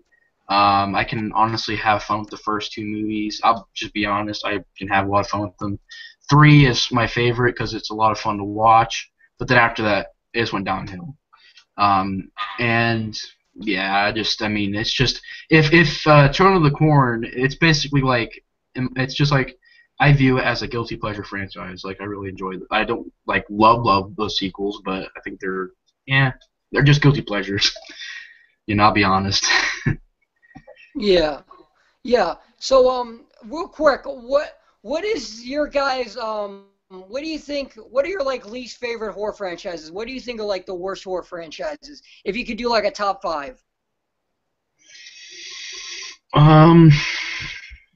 John, do you want to do yours first, or? Yeah, sure. I'll give it a shot. I don't know about a top 5, but I think there are a lot of franchises that after a certain, I love Hellraiser. I love Hellraiser 2. Hellraiser 3 is watchable. There has not been a good movie since. I think that's an awful franchise because they're all boring. They're all time-consuming. They're all just bland. And it's a concept that you could run far with, but it doesn't. They never cash it in after the second movie. And I know some people don't even like the second movie. So I would say Hellraiser is definitely after the first 2. That's in there. Children of the Corn. The Amityville movies, I would say. Oh God, that's a franchise I can agree with you on. Yeah, the Amityville movies are rough. I don't really know. What else? I don't know if I give you a set top 5, but I would totally say that Children of the Corn definitely, the Amityville movies definitely. I think the Hellraiser movies after 2. And I wouldn't put Leprechaun in there. I just think Leprechaun, it doesn't, I know the new one, the Leprechaun Origins or whatever, took itself seriously. But every other movie, it's terrible. If you haven't seen it, don't waste your, I'm just saying, man, Oh, no, I won't. Yes, it is so boring. I believe you. I heard Hornswoggle was in it, but I heard you don't see him much, so I was kind of like, that defeats the whole purpose. Yeah, I would say the 3 that I said. I think the Hellraiser series, because they had such a really good concept, and they were never able to step up the proverbial ladder and kind of grab that brass ring. And I think the Hellraiser series is easily the most, the biggest letdown of a horror series that started well. Yeah, I mean, for my franchise, I'd agree with you. The Amityville franchise is horrible. I don't like the Prophecy franchise. And you know what? I haven't even seen those movies yet, but I've seen trailers, I've seen reviews, I've heard about them. They all sound really boring to me. And it just seems like like I have no interest in seeing the Prophecy movies. Maybe the first movie because it has Christopher Walken. I heard it was okay, but I have like zero interest in seeing the Prophecy movies. Amityville, pretty bad. Just trying to think off the top of my head here. Surprisingly, I actually really enjoyed Wrong Turn, so Wrong Turn's on our list. I think that maybe Final Destination after part 3, even 3 is okay, but 1 and 2 were good, 3 was but then 4 and 5 got pretty bad. There's a couple other franchises like the Omen franchise. I mean, Omen 2 was good, but Omen 3 and 4, the remake, and there's a couple franchises out there that I don't like, but yeah, Leprechaun, I just had fun with the first 2 movies, and the third movie I had a lot of fun with, but 4 just got too cheesy. Back to the Hood, well, in the Hood and Back to the Hood were just really bad and terrible. Even though those movies were terrible, they weren't as boring as Leprechaun Origins. Because I freaking hate that movie. It's so boring. Literally, it feels like it's a 3-hour movie, but it's not. And the Leprechaun character had charisma, and he had a personality. But in Origins, they take that away. Basically, imagine him being the most cliche creature you've ever seen. That's what Leprechaun is in that movie. And it's boring. And there's no likable characters. It's just completely boring. But, yeah, those would be the franchises. But RS, what would you rate Scream 3? Would you give it like 2.5, 3.5? I'd give it like... I guess I'd give it like... Yeah, I'd still give it like 1.5, I guess. It wasn't that good. Yeah. But, this sequel does get... What? What? What's up? Also, What's up? do you mind? Also, do you mind if I like give my Yeah, list sure. report? Okay. Yeah, sure.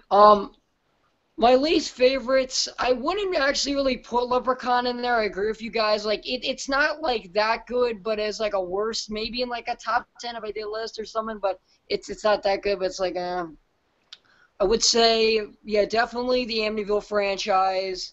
I do like Children of the Corn, but like the first one's good, the second one's good, third one's good, the fourth one is probably my favorite, but it does have its problems. The fifth one's horrible. The sixth one's good. The seventh one I do like. The eighth one's a piece of garbage. Don't even watch it. Genesis. It's so I haven't bad. even seen it. I bought it for DVD for like $1, and that's how you know it's bad when you can buy it for $1. That's how you know. I know what you mean. Bought Omen 4 for $1 as well.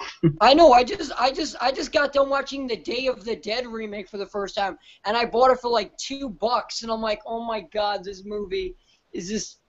It wasn't as bad. It wasn't as bad as like people as I thought it was gonna be. But after they killed off Nick Cannon and a lot of the stuff in his, he got pretty boring, and it sucked as a zombie movie. So, yeah. But yeah. Yeah, that film just sucks, and the remake makes that film look like a masterpiece. That's how bad it is. You know it's bad when the terrible remake is better than one of the sequels in the franchise. Just it's bad. That's really bad. But yeah, like I said, Amityville. Killjoy, I hate Killjoy. I think all of them are terrible. Even the second one, but the second one I can maybe tolerate because it's not like it's not like everyone dies like in all of them. The Ginger Dead Man, oh my God, the Ginger Dead Man. All the one-liners. If people thought the Leprechaun was bad, watch the Ginger Dead Man. The one-liners are horrible. Like stuff like "It sure ain't the Pillsbury fucking Doughboy" and "Eat me, you punk bitch." It's gonna be a cakewalk. I'm gonna bake you like a pancake. Just horrible one-liners, and just it's not funny. It's not scary. It's a waste of time. They're bad. Ginger Dead Man sucks. Laid to Rest. I hate Laid to Rest. The only good thing about those movies are the kills. Other than that, it's boring. It's stupid. like the dumbest. This is like the most stupidity I've ever seen in a slasher film. Like even 80 slashers are not this stupid. Hatchet. I'm not a fan of Hatchet. I don't like Adam Green. I think the Hatchet movies are terrible. The first one just was so disappointing. Everyone's like old school American horror. I'm like, no, it's not. It's not good. The second one is okay. I guess I could be able to say I like it. It's good for what it is. But again, it felt like a film that was really just going for more like titties and gore. Like, okay, it's, that's really it. But there's no likable characters. It's bad acting. It's original, but it's kind of just a ripoff of like Jason, and the killer kind of looks like Madman Mars.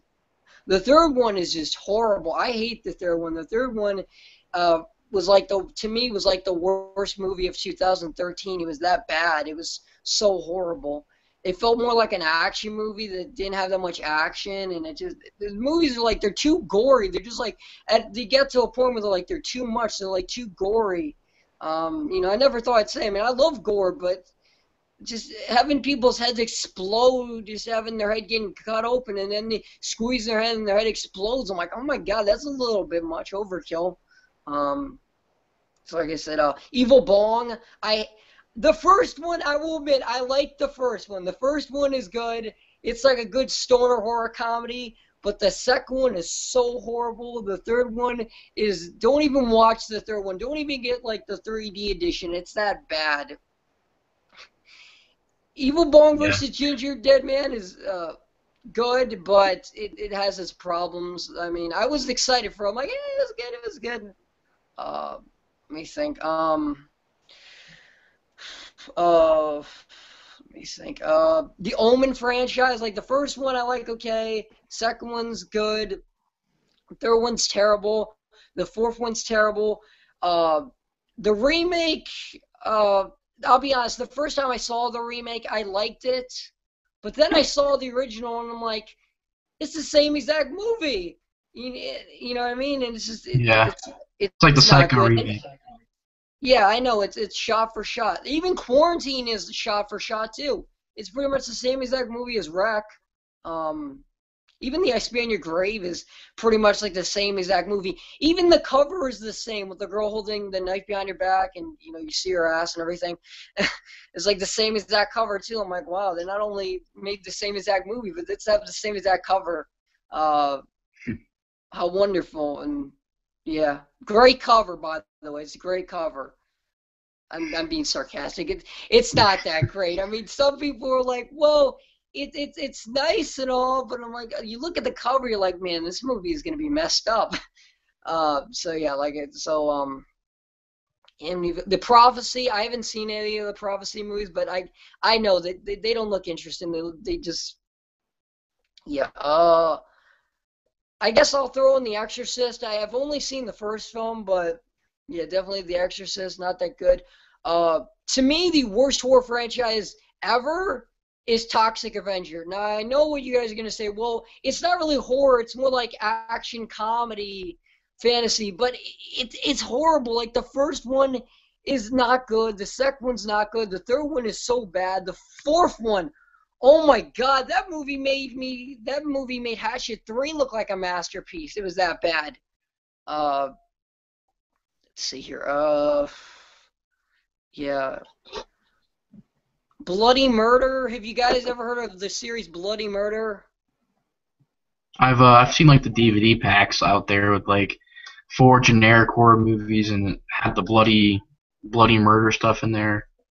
Yeah, it's literally what it is it's a guy who wears a hockey mask, carries a chainsaw, wears a jumpsuit. Wow, they're just ripping off 3 horror movies right there, Right. That's what I noticed from the cover art of the 4-pack. I was like, it's just a rip-off of those movies.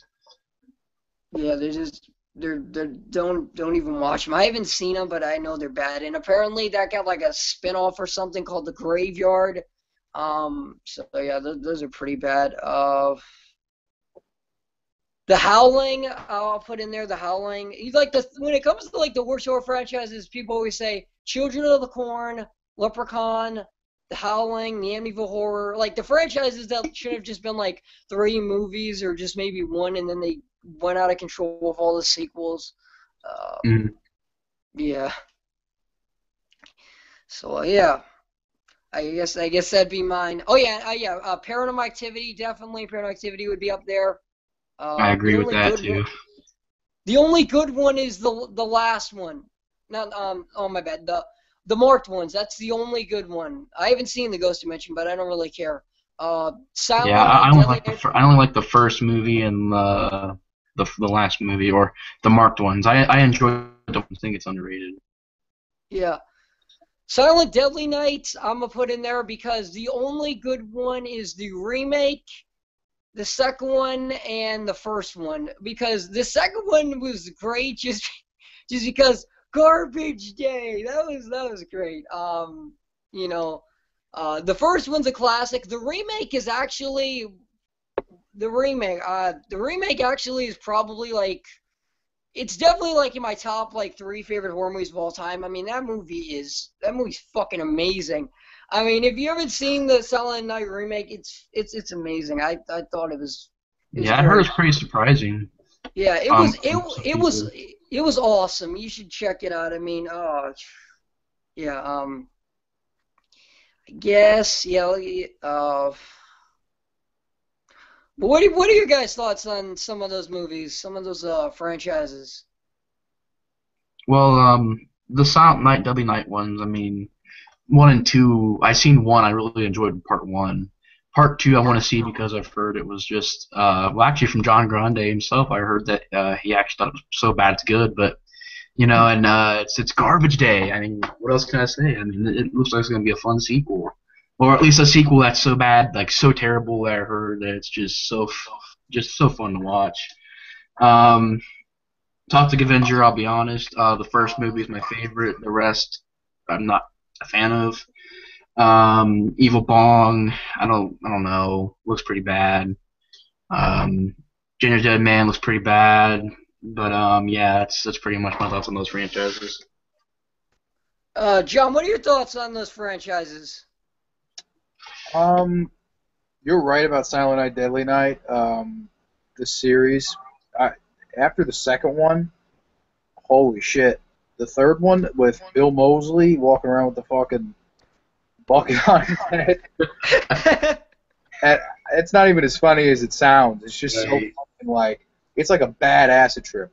The fourth movie is the worst, easily, because, again, that's like an acid trip times 2, snort of cocaine, like, hey, you took every drug and watched that piece of shit. It has nothing to do with Christmas either, which makes no.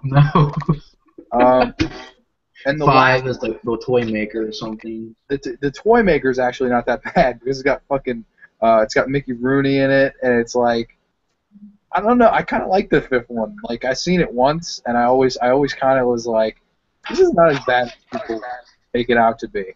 What were the other ones you guys were talking about? The Ginger Dead. Yeah, Ginger Toxic Dead Man, Evil Avenger, Bong, Killjoy.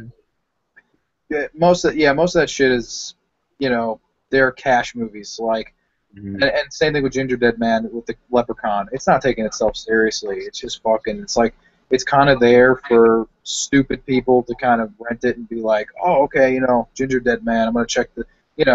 It's kind of a generic horror fan that wants to watch a movie with their girlfriend, and they suck and they're boring and they're low budget, and to me that's like not even in it's almost like our B movies of our generation. Like in the 50s they had those killer bug movies. Those are our killer bug movies. They're just over the top. They have no money. They have no ambition, no spirit to them.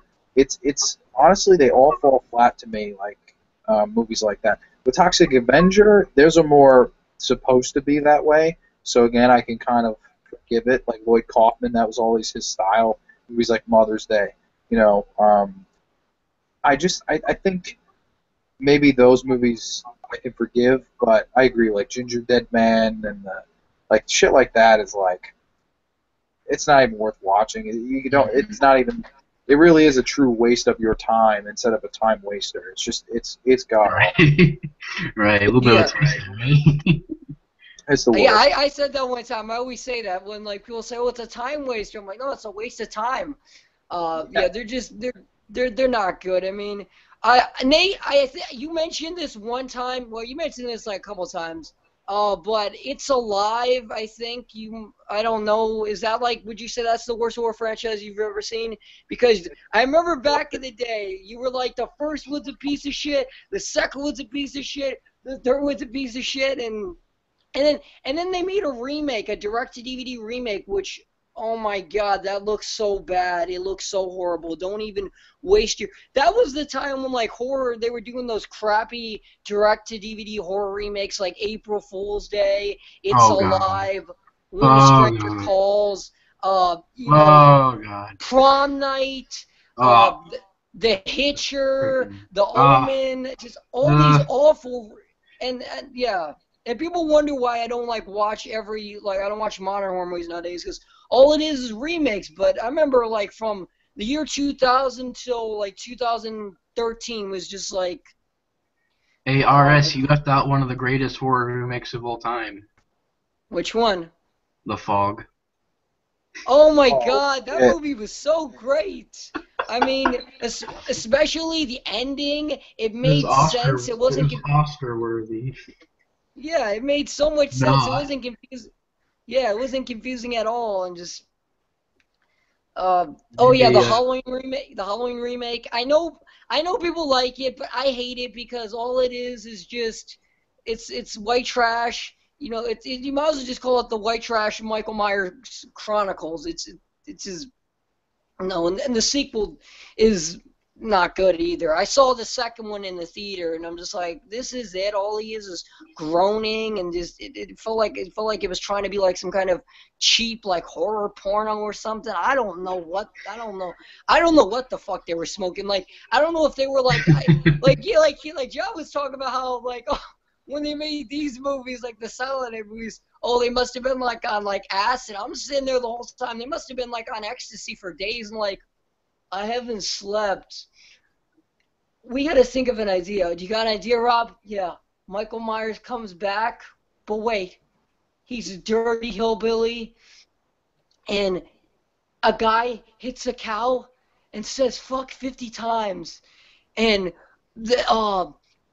he kills some random people in the strip club, but this confused people and not let people notice why the main reason he killed them is because that was the strip club his mother worked at, so that's why he killed those people. And that guy who owned the strip club was in the first movie. You didn't see him. You only saw him for like 30 seconds, like during the flash montage bullshit. And just, it's bad. It's bad with the stupid cow. It just, Yeah, I yeah, agree. those are just, oh my God. But yeah, and then remember when they like those? Oh yeah, you want to talk about another genre of horror films? This was before. I mean, yeah, this was after Scream, before like the torture porn franchise.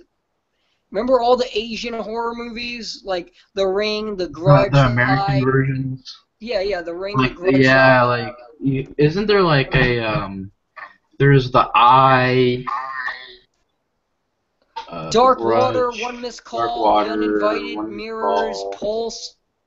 All those Pulse. Yeah, movies. Pulse was horrible. Pulse might have been like the worst. Pulse is probably the Boring. It's worst. Like, freaking boring, man. Hated that movie. and like, yeah, Not the and they original. did I like, haven't seen the original Pulse though. I guess the original Pulse has nothing to do with the new Pulse. Like it's a I total know. different movie. Yeah. Yeah, but John, what do you think of like the Asian horror genre, the remakes they have, like The Ring, The Grudge, The Eye, One Missed Call, Dark Water, The Uninvited, all those movies? What do you think of it, John? The Uninvited actually was a remake of a movie from the 40s, and it actually won an Oscar, which is, I think, a really good movie. Like, you wouldn't think 1940s horror could be suspenseful and could be good, but it really was. It's The Uninvited from 1944. Really fun little gem of a horror movie if you ever check it out. It's shot brilliantly. I think that's what they won the Oscar for. So I think cinematography or something like that. But when it comes to the Asian genre of horror, to me, that's an acquired taste. And when I say that, I mean like The Ring has a great story, has a great setup to it. But then again, at the same time, a movie like The Grudge never got into it. Maybe the original Ju-On, The Grudge. Those movies, to me, they're very hit and miss. When Americans try to remake what worked in China, sometimes they knock it out of the park with the original, well, I guess the remake of The Ring. Sometimes they fail, like The Grudge. It's more times they fail than not. Like Pulse is a really bad movie. I think actually, was it Kristen Bell? Kristen Bell was in that one. You know, that's like you look back and you're like, wow, you know, Kristen Bell was in that. But I don't know. It's just one of those things. It's when Americans try to recreate something that worked in another country, it doesn't always work. But Yeah. when like guys like Lucio Fulci, you know, try to take the Romero zombie idea in his country, he made it work with his way because he made it gory, he made it creepy, he, you know, had great shots and stuff. And I think it works better when another country would take something from us and make it their own. I think it's just one of those things. America is not going to make a good Asian horror movie. It's rare. Yeah, because it's a different culture and it's a different style of filmmaking, you know, and Yeah. to try and recreate it, it's just like trying to copy it, and you know, Yeah. I agree. But would you guys say it was like a subgenre of like say Scream movies and those other films that it kind of tried to reinvent the horror genre even though they're not original and just like I haven't seen Dark Water, but I heard that's pretty terrible. That actually has Jennifer Connelly in it, which you can tell with these movies they really went out with the actresses. They're like, okay, let's get a great actress, let's put her in this movie. And another thing about these movies, I will say quick, is that these movies, these type of movies, they're really boring. They don't make any sense. They're fucking weird. Just like The Grudge 2, the guy like pulls like in the deleted scene, he pulls like this long hair out of his mouth and just like coughs it up, and then he gets like sucked into the mirror and never seen again. Yeah. And I'm like, what the fuck is this? And you know, Pulse is just Pulse. I remember there was like one reviewer said it was the scariest movie of 2006, and I'm like, oh, okay, maybe. But that was only because it didn't make sense and it was weird and the jump scares were freaking just. Right. Yeah, and just.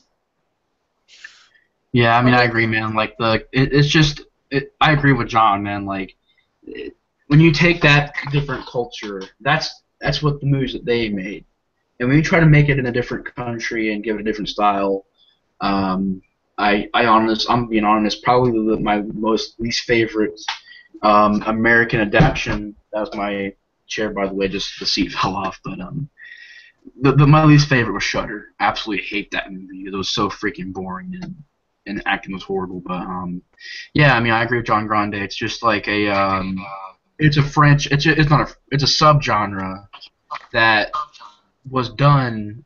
Like I've heard that Ju-On was great. So I really do want to watch it.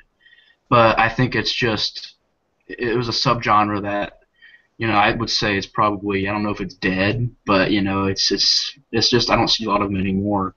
But, yeah, so talking about those movies, most of them I don't like. One Missed Call I heard was pretty decent.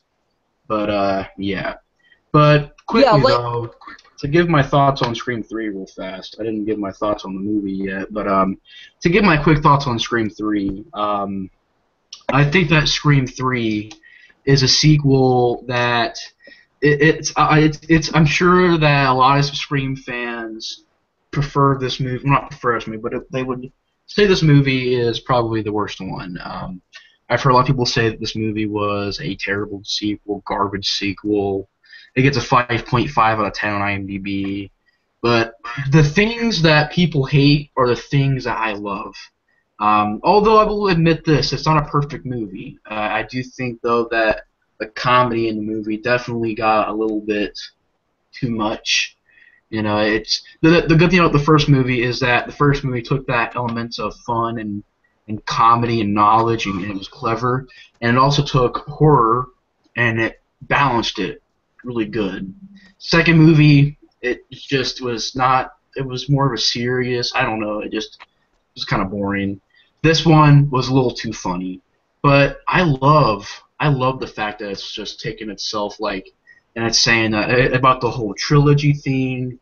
I will admit this though, I did think the movie is not as well made as the first movie. I do think that it's definitely more about the comedy than anything else. I do not like the ending where the shock is, oh, it's her long lost brother. I don't really like that, sort of out of nowhere. But I love the fact that this movie takes place around a remake of the first Scream. Instead of Scream, it's a stab, and I love the fact there's stunt doubles, or there's these different actors who look like David Arquette and Courtney Cox and Nev Campbell. I love the idea. I love the idea of the girl who runs into the room, picks up a prop knife and tries to stab the killer, but it's like a floppy knife because it's a prop. And really enjoyed that. I had a lot of fun with the movie. Really, really cool cameos. Of course, got the guy from we got Dion Richmond from Hatchet. Did a good job in Hatchet and did a good job in here. It's like, one of the funny characters in the movie. And I enjoyed the comedy. It did get a little bit too much at times, but I still love the movie. I'm an absolute fan of this sequel. I think it's a great sequel. I think it's a sequel that, is underrated, and I absolutely love it. I just wanted to touch on it real fast because I didn't give my opinion yet. But I absolutely love Scream 3. I think it's a great sequel. I have a lot of fun with it. And yes, I do get it. The whole voice changer thing, stealing other people's voices and mimicking them perfectly. It's a silly idea, but it's fun. And the movie is not serious. It's fun. It's fun to watch. I love the energy to the movie. I love how fast-paced the movie is. The movie is about 117 minutes, but it goes by at a fast pace. I feel like it has better kills than Scream 2, more inventive ideas than Scream 2, and I like the fact they sort of had this like tape of the Jamie Kennedy character from Scream 1 and 2. I like that in this movie, and it had a lot of fun during that scene. And David Arquette and Nev Campbell, and even though Nev Campbell was sort of not really involved in the movie that much, if you think about it, because she was like a different place, but still did a really good performance in the movie. I don't know, I just feel like the characters had more to do in this movie than they did in Scream 2. Scream 2 is more of like Dewey and Courtney Cox, and they're not really doing that much in that movie. The pace was really slow. Here it's a very fast-paced, it's a very fast-paced movie with a lot of comedy, a lot of fun, and I really enjoy Scream 3. So Scream 3, I give it a 3.9 well, I would give it a 4 out of 5, but it's not really that good, but I love the sequel. I give it probably a 3.9. It's not a 4 out of 5, but it's a 3.9. I really enjoy it. And getting on to the next Wes Craven movie, we have, I believe it was Cursed from 2005. It's 5.0 on IMDb. And John, if you want to, you can give your thoughts on Cursed if you want. Yeah, sure. Cursed is one of those movies for me that I understand why everybody hates it. I understand that it's a mess, and I understand that it went through so many reshoots, and I get the gripes with it. I grew up with it, though. It was another one of those movies I kind of watched as a kid, maybe 8 or 9 years old, and I always kind of liked it. Even to this day, I've rewatched it, and I don't know, maybe because it takes me back to a nostalgic place. I agree with everybody. It's a mess of a movie. It really, it's a bad movie. It's just, I guess, one of those guilty pleasures for me. It's just, it honestly, I get flashbacks when I watch it. I kind of like Jesse Eisenberg in the movie, who was one of his earliest roles. Christina Ricci's pretty good in the movie. Joshua Jackson is, pretty much gives that mad performance. But I know that they were going for like a Scream werewolf movie. Like Skeet Ulrich was in it in the original cut of the movie. He got cut out. I don't know. To me, it's a very. I understand why everybody hates it. It deserves all the hate it gets, but for some reason, I own it. I own the unrated version of it, and I always, for some reason, liked it. It may be the worst movie that I like. It really may be that movie where it is the guilty pleasure, because I've never, unless one of you two are going to praise it, I've never heard anybody say it's a good movie.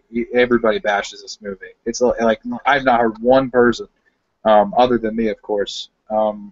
I would honestly give it a 3 out of 5, and it's probably way too high for about everybody. But I don't know. To me, it's okay. I think it's honestly because I saw it as a kid. It's one of those movies where it's like I always thought Halloween 5 was a masterpiece when I was a kid, and then when you watch it back now, he's got a damn stuttering kid in it, and with the fucking boots. I mean, that movie's just a mess in its own right. But first, Yeah. it's a 3 out of 5, which is probably the highest review anyone's ever given the movie. All right, well, good rating, man. And all right, Sorman, you can give your thoughts on Cursed if you want. Cursed. I love this movie. This movie is Wow. What? I said, wow. Yeah, I love this movie. It's so great. I mean, the acting.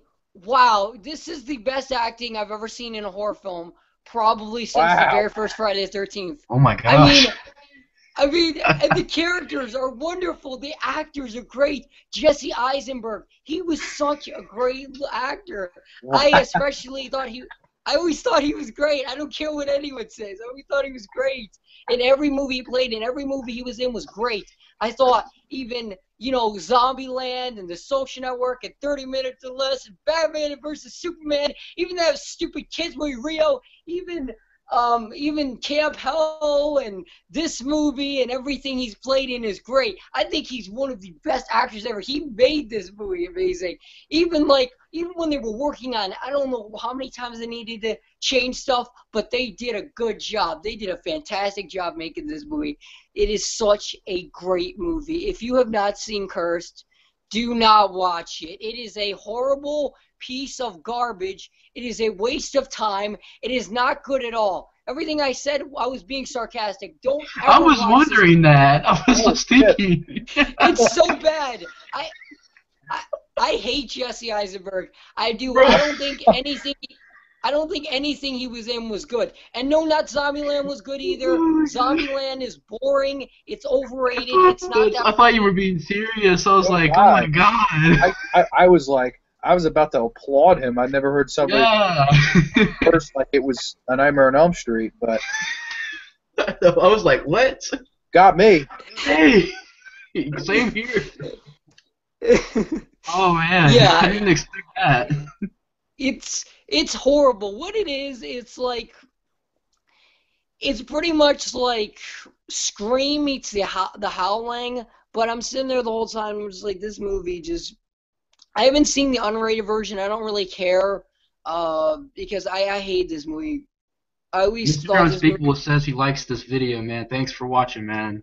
Yeah, they're really fun to do these videos. So I just figured I'd say it. He just made a comment, so thanks for commenting.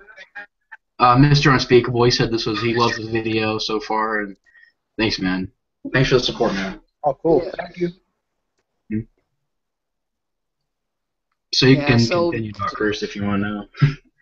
Yeah, I Cursed. thought you literally were being serious about Cursed. I want to say, dude, I was like, is it really that good? I was starting to think maybe I should watch it I was now. going to ask him to start a fan club with the movie. Right.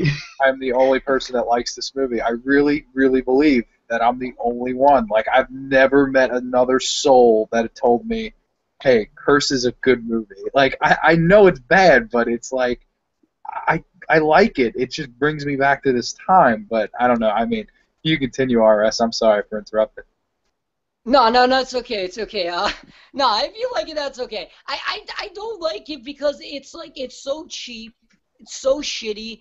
I can't stand Jesse Eisenberg. He's never been good. I think he's just one of the worst actors ever. And I saw Batman vs. Superman. If anyone wants my thoughts on Batman vs. Superman, I thought it was too long. It was boring. the fight was so shitty. I'm like, it's a minute, and he throws him through a wall, and they punch a little bit. That was terrible. I was waiting for Ben. Yeah. I was waiting for Ben Affleck just to rip off Jesse Eisenberg's head, but instead, no, he just makes him think he's gonna brand him, but he doesn't. And I'm like, I don't give a shit. Just Jesse Eisenberg is just awful. Jesse Eisenberg is like, he's like the twin brother of like Michael Cera and Aaron Taylor Johnson. You know what I mean? He's like, and just, so pretty much. It was funny because when I was littler, like I always thought that Jesse Eisenberg was in Year One, but he wasn't. That was a different actor. I know, you can't even, like, all three of those guys, they seem the same. You can't even tell the difference. Like, Kick-Ass Scott Pilgrim and Lex Luthor Jr. are, like, all brothers. They're gonna, what's next? They're gonna be in the Revenge of the Nerds remake or the Porky's remake? Or, I mean, they're gonna be in the Superbad remake? I don't know. Project X 2, I mean, American Pie 9, National Lampoon's 57 is, oh my God. Well, yeah, that's a different topic. That's a different topic for a different day. I could go on of all like the pointless comedy sequels that have been around for the past like couple years. But if you guys like a lot of the comedy sequels, that's okay. But just me, I think they're just a lot of them are pretty bad. I mean, if you've never seen American, would you say that Jesse Eisenberg was better in Cursed than he was in Batman vs Superman?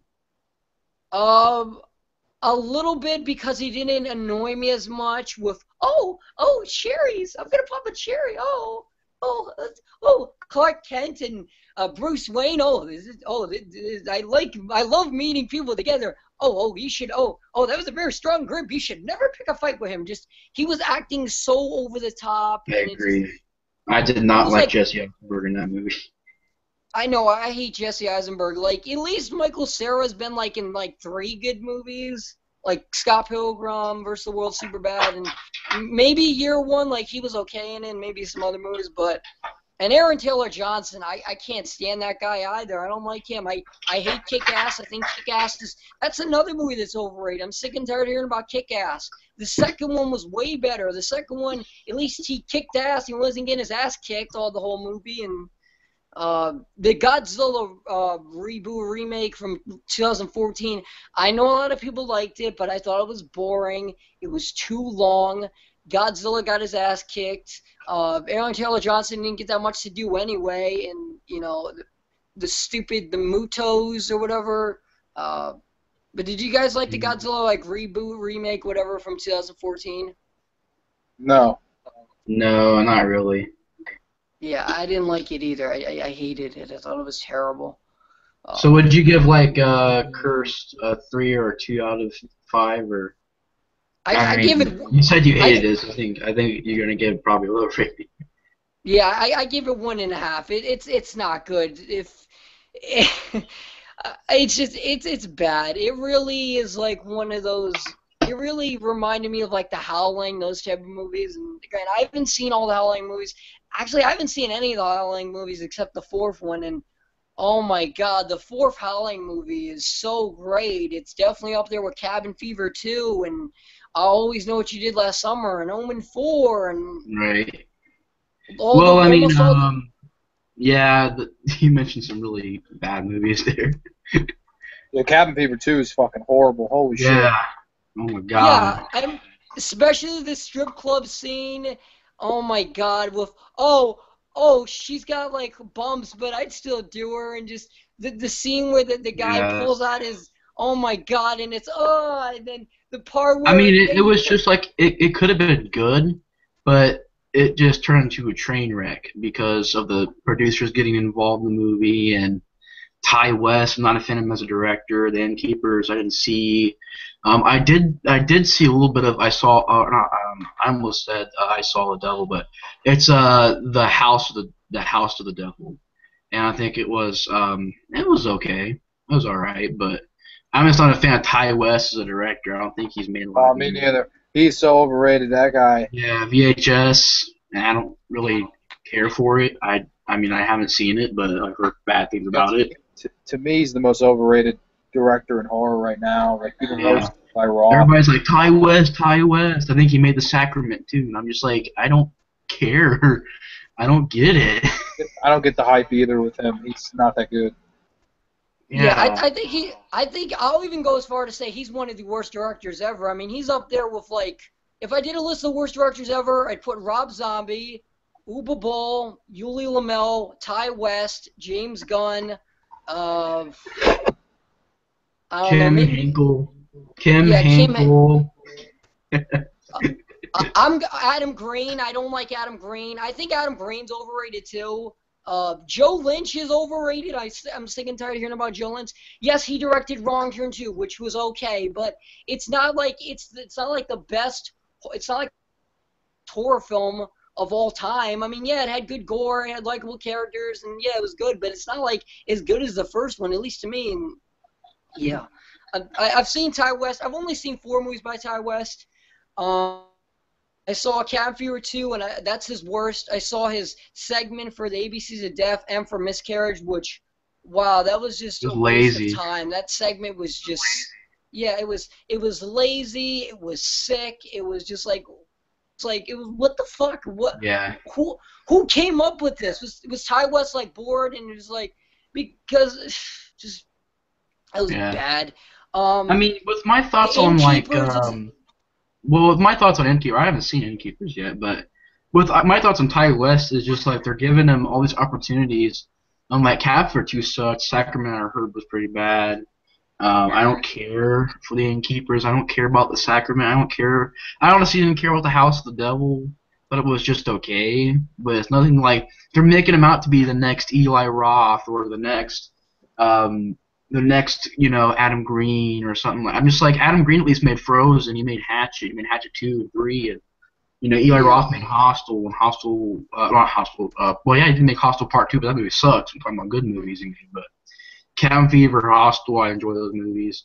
But I don't think he's going to be the next one of those people. I don't know why they're hyping him up so much. Like, oh, did you hear about the new Ty West movie? I'm like, I don't care about Ty West. I just don't care.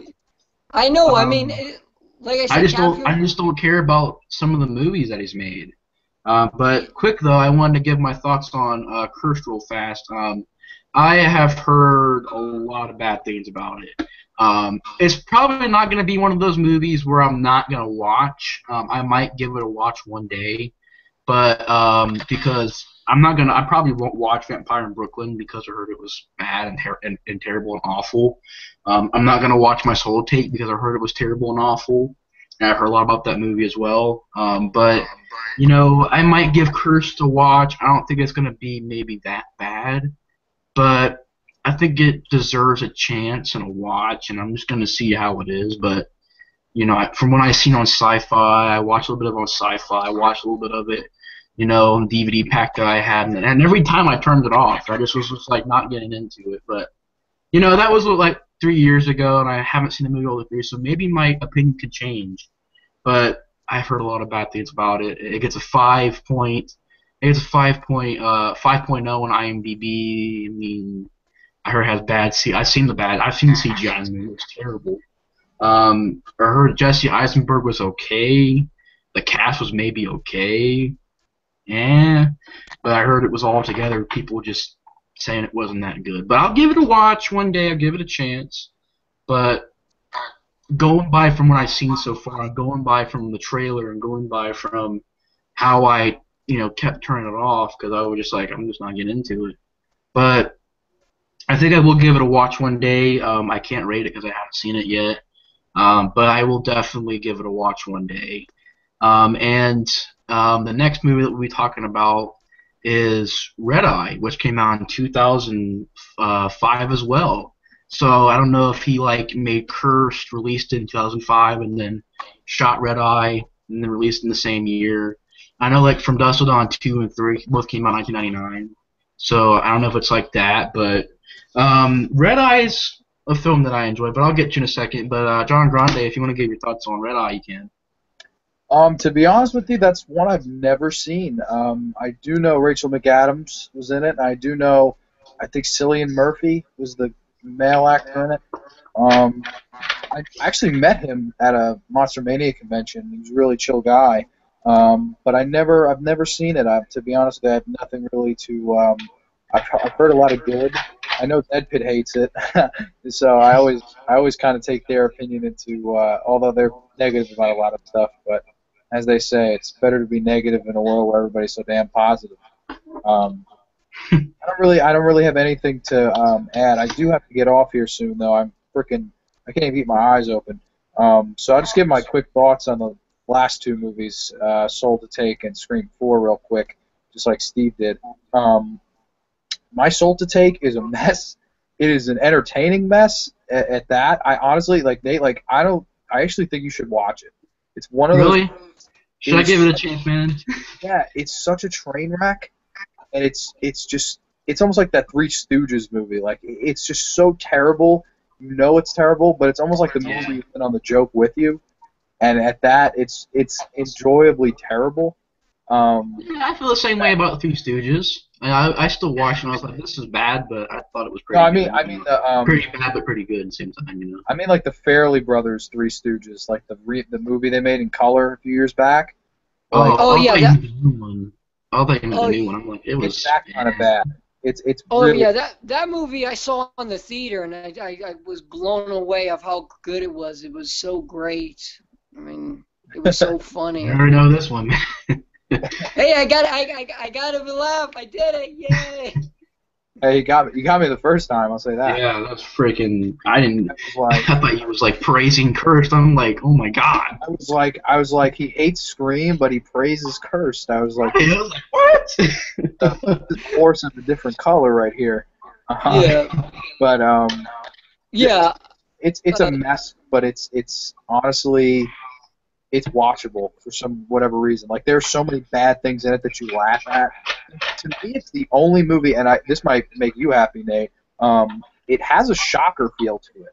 All the teens in it. Really? Yeah, a lot of people disagree with me, but I think it has a very the side characters in it are very shocker-esque. And it's another thing too. The trailer of that movie, it looks like it's going to be the best movie ever. It really does. Watch the trailer of that movie. Awesome song used. Yeah, John. I think you just changed my mind. I might check it out now. It's watch the trailer and then you'll be like, wow, like this is gonna be the next movie to change. And then when you see it, it's like, Is it like disappointing but yet still watchable? Put it this way, it's like a horrible episode of CSI that Wes Craven directed and wrote. It's the first movie he's directed and written since New Nightmare. So he took, almost a 20-year break from writing. It has the typical Wes Craven rules, but it's pretty. A lot of people say it's boring. I actually think it's like an entertaining mess. Like I kind of always thought it was funny. I would say give it a watch. I also would say give Cursed a watch because I'm kind of a hipster with that movie. But with Scream 4, to me, it's a step above Scream 3. Maybe not the movie that we need. I don't think America was ready for that movie. I think everybody was kind of just like, oh, they're bringing Scream back. They're desperate. And then that put a sour taste in everybody's mouth before they could really taste what the movie was. I heard they were making a Scream 5, but I don't know. Yeah, I think it's long now. If it was 2013, I would say maybe. But the show is on now, and the show is really terrible in my opinion. It is. I heard it was boring. It is. Yeah. I think Scream 4 is a good movie. I don't think it's a great swan song for Wes Craven. It's sad that was his last film. But I honestly, if you look at Wes Craven and how he changed horror 3 times, to me he is the greatest legacy of any horror director, dead or alive. I don't. When Carpenter passes, it will be a sad day. When Romero passes, it will be a sad day. When Argento passes, it'll be a sad day. But I don't think anybody left a legacy behind that Wes Craven did. He changed horror in the 70s with Last House. He changed it in the 80s with Nightmare. He changed it in the 90s with Scream. And, win, lose, or draw with those movies. So whether you love them, whether you hate them, whether you're in between, they changed the game. And that's something that's so rare with horror. There's only, you can count them on 2 hands, the amount of movies that have changed horror at all. You know, Psycho being maybe the first one that really kind of got us out of these weird bug movies of the 50s into slasher movies of the It made 60s. it like a more realistic horror film. Yeah, that he made it cool to kind of... Even now it's more realistic because it's not a killer in a mask. It's Norman Bates, you know, and it's a psycho. About a psycho, man. It's realistic even to this day. It's still realistic. Yeah, absolutely. It's just. I think it deserves all the credit in the world for doing that, and I think that his legacy will live on. I think retrospectives like this and us talking about him and keeping his memory alive and all the movies that he made and all the times he made us laugh, all the times that he made us, you know, hold the covers over our face and close our eyes and all these things. I think Wes Craven is, I don't want to say my favorite of all time horror movie director, but I do think financially he's the best horror director of all time because he had 3 hits on his hands. 3 movies that 5 out of 5 all-time classic, top 10, top 20 horror movies. And I don't think that's a feat that's accomplished by too many other directors. Maybe Carpenter or Romero. That's it. Nobody else is in his class. And I want to say rest in peace, Wes Craven. It's almost a year ago. I think next month it's a year since we lost Wes. But I want to say R.I.P. If you're watching this from the Heavens Skype chat or the Skype YouTube board or whatever, I just want to say, Wes, we love you. Rest in peace, man. Yeah, we miss you, man. Yeah, we miss you. I mean, you brought us so much joy, and you, to me, he changed the horror genre. Like John Carpenter, I'll get to him in a second. But I mean, he to me started 3 new horror genres. He started, you know, the rape revenge genre with The Last House on the Left. Mm-hmm. He started this getting to Never Know Street, slasher film. It wasn't the first, but it was one of the first. So yeah. And then he did Scream with like those Scream type movies like Scream, I Know What You Did Last Summer, Urban Legend, Valentine, The Roommate, Detention. But it is kind of sad that to me a lot of Wes Craven's films kind of went downhill. Like they kind of some of them were good, some of them were bad, and just some of them were not really good at all. Yeah, it's just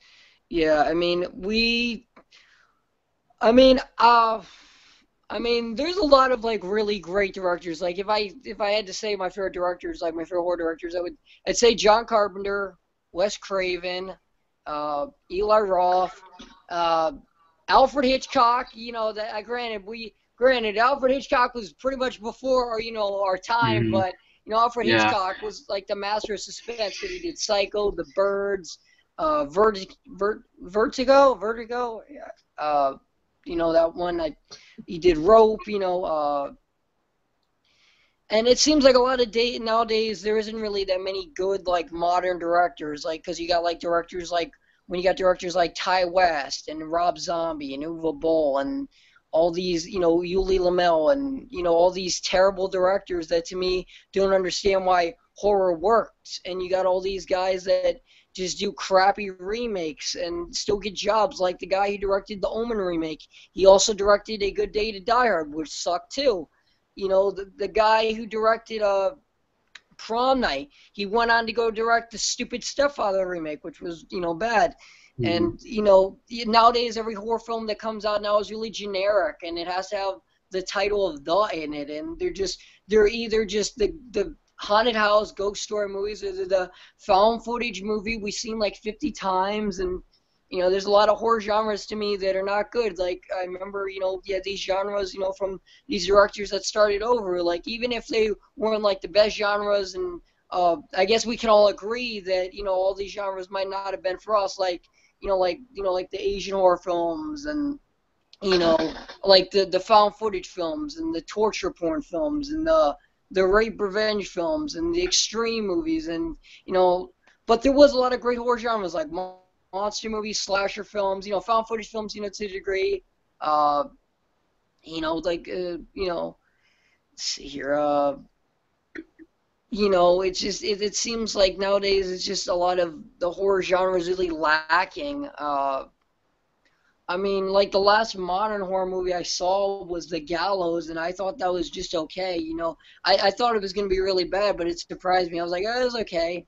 Um, you know, and then all it is nowadays is, and nowadays they're trying to bring back stuff like The Forest, like which is another Ring Grudge type movie, and you know, I understand it's a required taste, but I just am not really a fan of those type of movies, and you know, all it is now is just sequels to, you know, a lot of the modern horror movies that no one really cared about in the first place. At least to me, like The Conjuring and Insidious and the Woman in Black and Sinister and just, you know, like films that were just like, yeah, they were good, they were okay, but do they really need franchises? And it Yeah, I really mean, s- Wes it's like Craven, yeah, he will be missed. Yeah, and I do agree, man. it Like most of the franchises and stuff today, they're just either remakes or dull horror films. You might get a good horror film occasionally, but yeah, that's just most of yeah. the horror movies now. I mean, like the last like good horror movie I saw, I think was like Deliver Us from Evil, and that was like in maybe 2014. Because like I did see some other good stuff, but other than that, most of it is like really crappy. But John, what are your thoughts on like the new genre of horror that's been going on from like I want to say like 2010 till now? Well, in 2009, the 2009 was the last time horror was moved along, in my opinion. I Mhm. would say that Paranormal Activity was the last movie to move the genre along. And since then, you've had your Insidious, you've had your Conjurings, you've had, you know, your kind of paranormal ghost movies. And I like those. I like a good old-fashioned ghost movie, haunted house. I dig that. It's a taste that I love. I love even from the '70s, Legend of Hell House. That's a fun one. House on Haunted Hill, the original House on Haunted Hill, great movie. I dig that haunted house stuff. See, horror's problem is right now they are desperately needing that next Scream, that next Saw, that next Paranormal Yep. Activity. Whether it's Yep. love, Because like it's starting to get really old.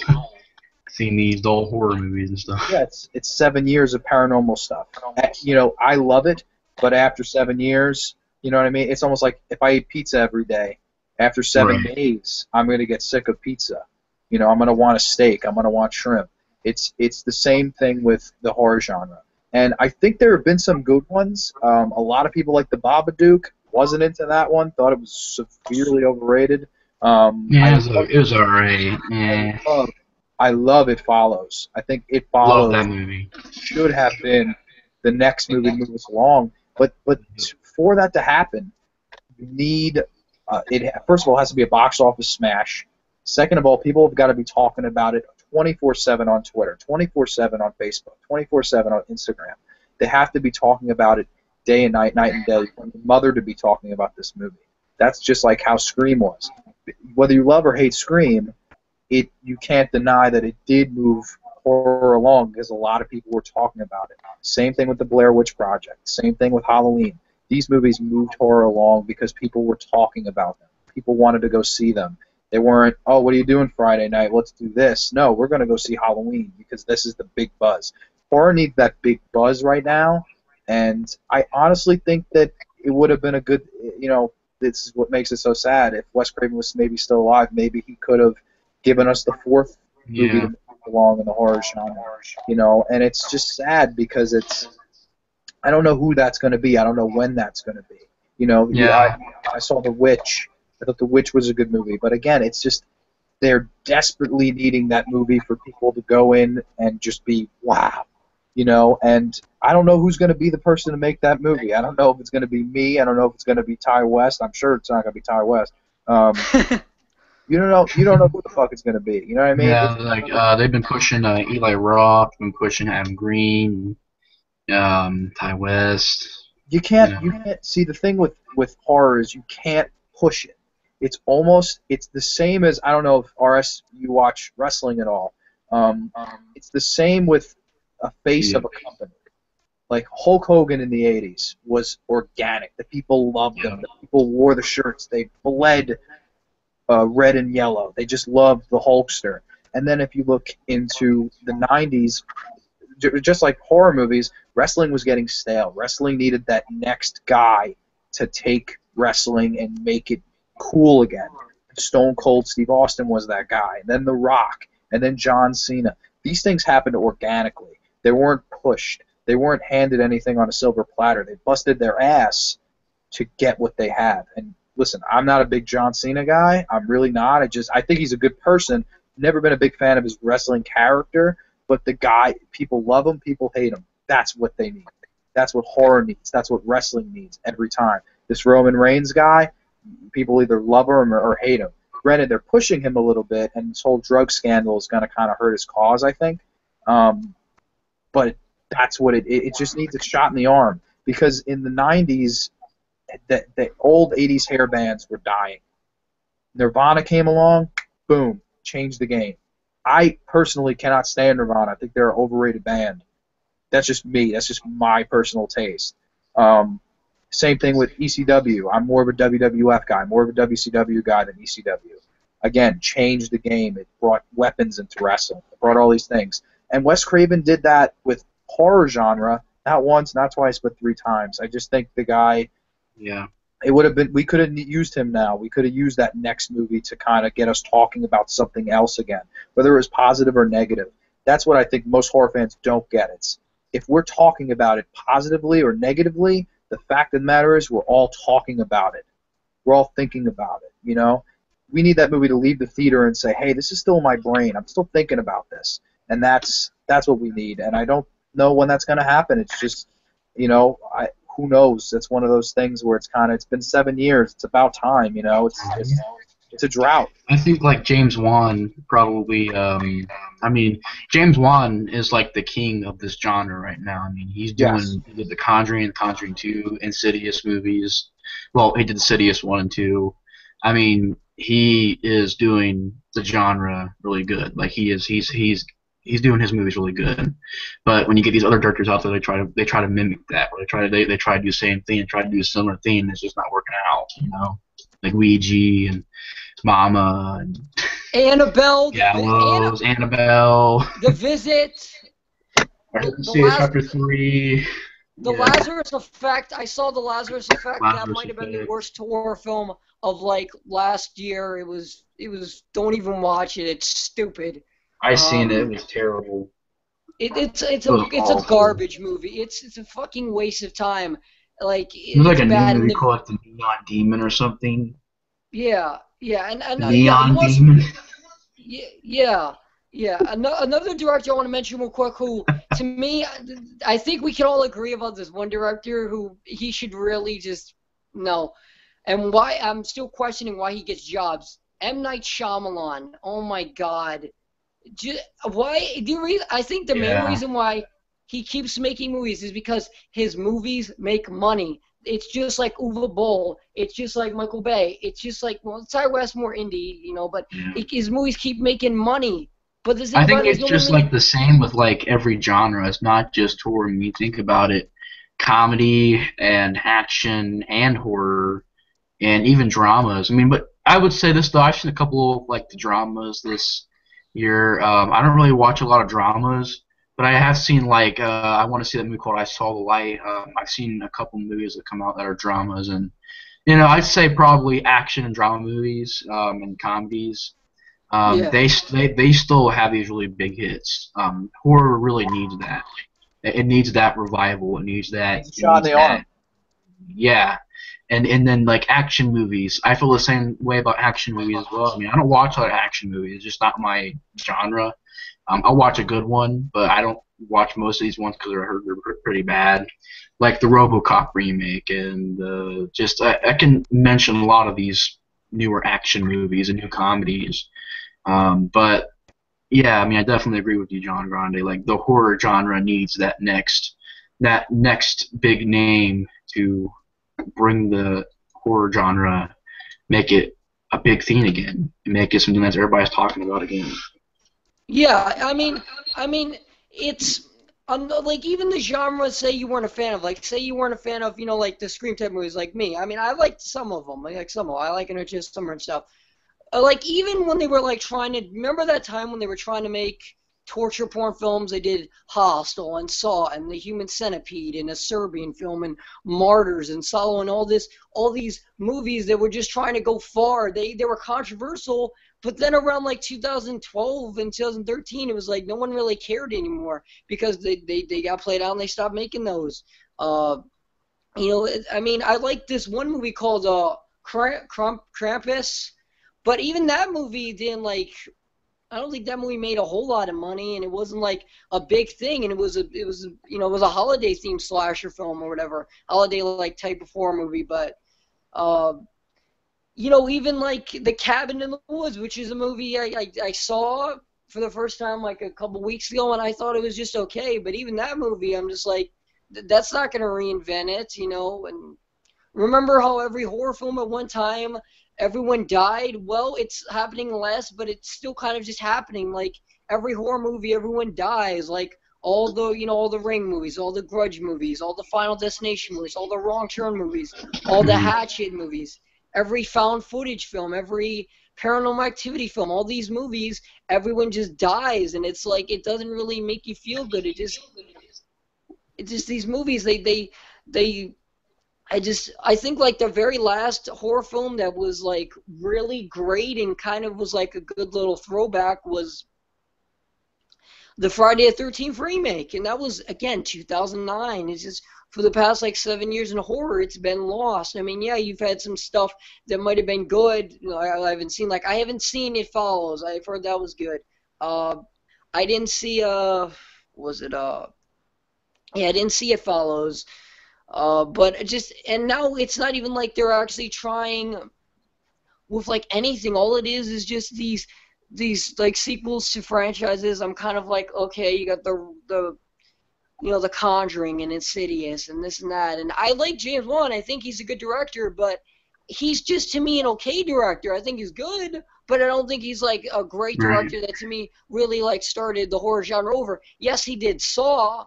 You know, but ever since I think you said Insidious, it's kind of just been like that of like these paranormal. And then to me, a lot of these films are just getting to the point where they're just like the most like just like wrestling, like John said.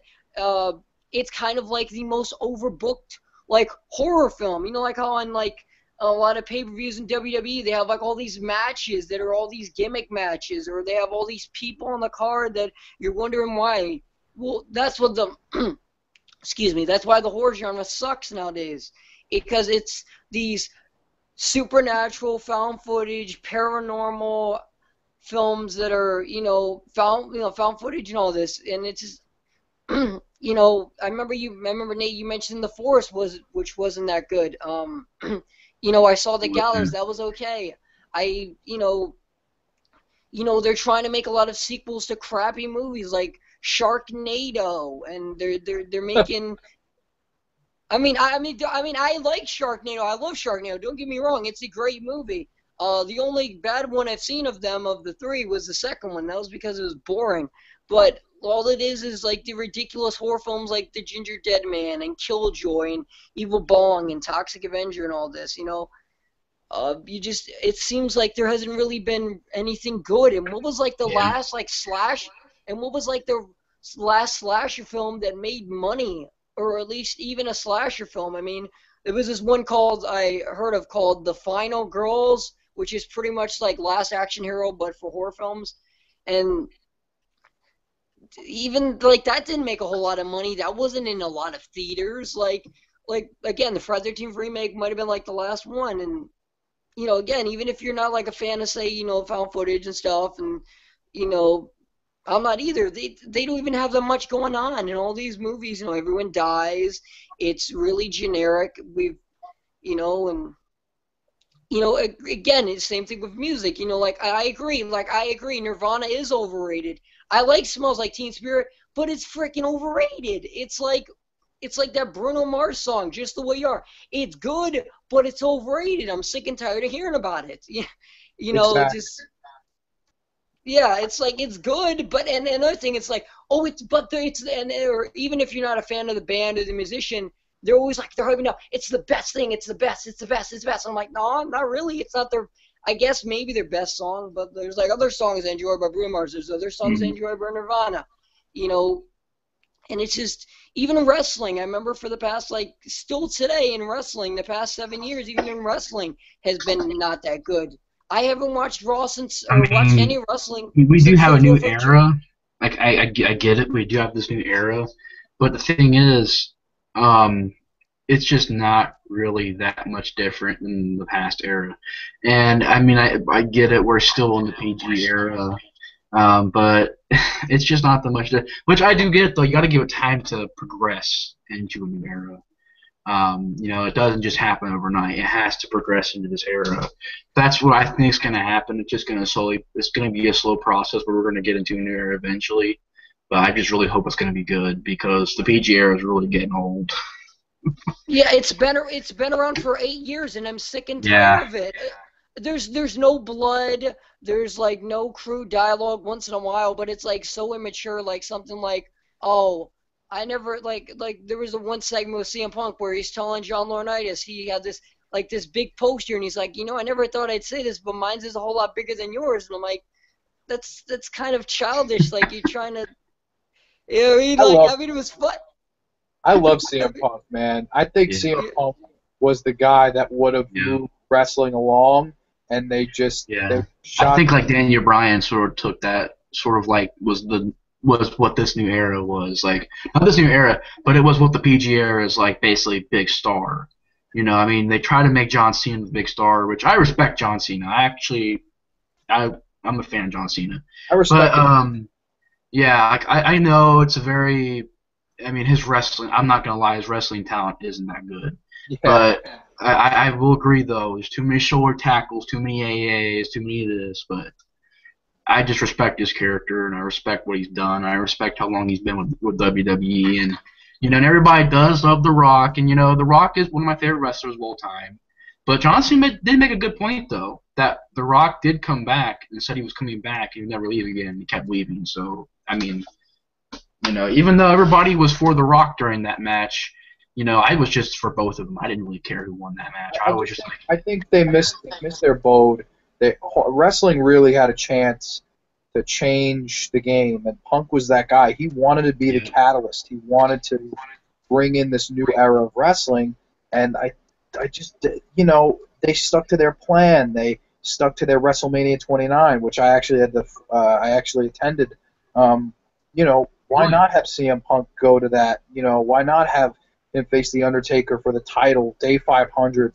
I don't know if you've heard the Cole Cabana CM Punk podcast, but it was really good. They shot themselves in the foot. I mean, that guy was the man. He was going to change everything for the better. He was going to be our Steve Austin, and I think they chased him out of the company, and then injuries chased Dee Bryan out of the business, and where are you now? Now we're just sort of left with Roman Reigns, which I know I'm gonna get a lot of hate for this, but I've been a fan of Roman Reigns since last year, since WrestleMania 31. I've been a fan of Roman Reigns, so I'm just not gonna abandon him because everybody hates him. But I would say this though, they are pushing Roman Reigns too much, too fast because it's just not. I think what they're doing to Roman Reigns is he's not the Roman Reigns that I remember. I remember the Roman Reigns who didn't talk much. Yes, when he did talk, it wasn't good. But I remember back when WrestleMania last year was being, and I remember I've seen some of the Shield stuff too, and I feel like they took his character and they made it something that his character wasn't. And what his character isn't is he shouldn't be pushed like this. He shouldn't be given this dialogue. He should be one of those characters who should be a heel for one, and because he's a terrible. I think honestly now, in the beginning, he wasn't really a bad babyface to begin at the beginning, but he's a terrible babyface right now. I think if he was a heel, that'd be like one of the best things for WWE to do for him to make him a heel because already getting booed, make him a heel. I mean, it just makes sense, and also give him less lines because the more he talks, the more these people boo him. So I mean. It's just, and also just make him more of a fight guy. Don't make him more of a talk and then fight. Give him the opportunity to fight more and talk less and just get down to business. He can't do that opening 20-minute Monday Night Raw segment. can't do it. I mean, He stuttered for like the 18 minutes of it. Like, I'll admit that as a fan, he did. I've seen his promos. They're pretty bad. You know, and it's tough to compare him to Steve Austin, who in the late 90s, was coming out in a beer truck spraying Vince McMahon, and he's swimming in the beer in the ring. Like, we just don't have things like that anymore. It's so, like RS was saying, it's so for children now, and it's brutal because I'm a huge, I love Seth Rollins. I love Dean Ambrose. Yeah. I loved the Shield as an entity. I just thought it was going in a right direction. And I think once they lost Punk, I really think the direction was destroyed. And I think Bryan going out to injury was the worst guy that could have had get injured. And now they're just like, oh, Roman, like Roman. We like Roman. And then they try to make. They should probably be pushing Dean Ambrose, more than Roman Reigns. I'll be honest, because as a fan of Roman Reigns, it really does suck when you're sitting there and you watch Monday Night Raw. And whenever the name Roman Reigns is mentioned, the entire arena just erupts in boos. It just sucks being a fan of Roman. John Cena is one thing, because John Cena doesn't care. Come up and smile and everything to it. Roman Reigns getting booed out of the building, booed out of WrestleMania, and signs saying that Roman wins, we riot. Okay, like, WWE, you need to change it. Like, stop ignoring the freaking. They ignore their fans way too much now. If they wouldn't have, then why would they make CM Punk off to the side like that? Why would they put Roman Reigns in there and just completely ignore the sea of boos and just ignore them? Just be like, you know what, whatever. Vince McMahon's like, well, whatever. He's the guy that I want to be the guy, but these people don't want him to be the guy. I want to be the guy. And Vince McMahon just like that. He just wants he wants what he wants as the guy, and what he thinks is the guy is not what the fans want anymore. It's a total different it's a new time for wrestling. But yet Vince McMahon still put Roman Reigns, still built him, still gave him dialogue, and it's just not Roman Reigns. It's just not what the people want. And I'll say this, as a fan of Roman Reigns, it sucks to hear that he's getting booed every night. But, I will agree with people. I mean, nowadays, the lines of dialogue is horrible. His wrestling is I think that what they need to do Roman Reigns, they need to reinvent him. They need to make him come back, new music, new look, new wrestling, improve his wrestling, try to make him improve his mic skills if you're going to give him that. But I would say I prefer him not to talk. I prefer him just to show up, say maybe one sentence, hey, you want to fight me? All right, I'll fight you. We'll just fight. Not all suffering succotash, or I'm not a bad guy, I'm not a good guy, I'm the guy. I just hate his lines now. They're so terrible. And I've seen his promos. They're just horrible promos. Why would you give this guy lines if he cannot deliver promos? I just don't get it. Yeah, and another thing is just, I'm sick and tired of the PG era. I know they're like saying the new era. What era is this? Are you going to do anything different, or is it going to be the same thing that's been around since 2010 with all this crap? Like, there's no blood, and even the roster, I'll say real quick, I know a lot of people are going to be like, well, it's good. We got some good guys in there like AJ Styles and Dean Ambrose, but other than that, everyone else, like, they've been pushing John Cena for the better part of like 12 years now, pretty much. And I'm sick and tired of John Cena. I used to be a fan of John Cena, but then I'm like, okay, let me see here. He wins all the time, never gets beat, always beats the guy in like the 15th, 20th rematch. He cuts the same damn promo, wears the same damn clothes, only it's a different color. Might as well have 50 Shades of Cena. He wins all the time. He can't wrestle. He seems like he doesn't actually believe in what he's saying. Like, we're gonna fight. I'm gonna fight, and it doesn't seem like he's really. He doesn't seem like he's really passionate about it. And I heard he's gonna face AJ Styles again, and he's gonna bury him. And then just like that's why I'm not watching anymore, because that's all it is. And you got all these terrible tag teams in there, like the tag Breeze, Dongo, and then just.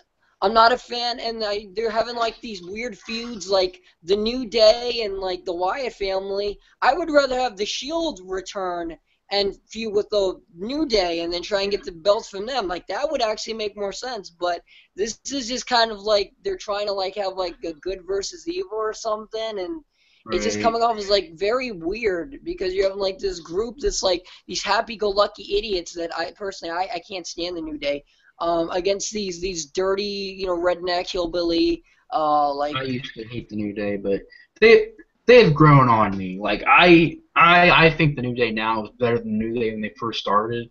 I hated the New Day in the first start. I was like, who are these people? And then it just started getting worse and worse, and then it got better and better. Like, it was sort of one of those things where it started out, I was like, who are these guys? Come on, get them out of the ring. And then it just like, boom, it started getting really bad. And then I started like, oh crap, they're getting good at wrestling, they're getting good promos, and they're the whole. Now I will admit this, the whole rainbow and unicorns thing is stupid. I hate that, but I do like their comedy, I do like their humor, but I will never buy one of their T-shirts. And that's coming from a guy who's bought John Cena T-shirts. I will never buy a New Day T-shirt. So y'all can laugh all you want. I do have John Cena T-shirt, but I will never buy a New Day T-shirt. You can guarantee that. I'm gonna say this. I'm gonna say this.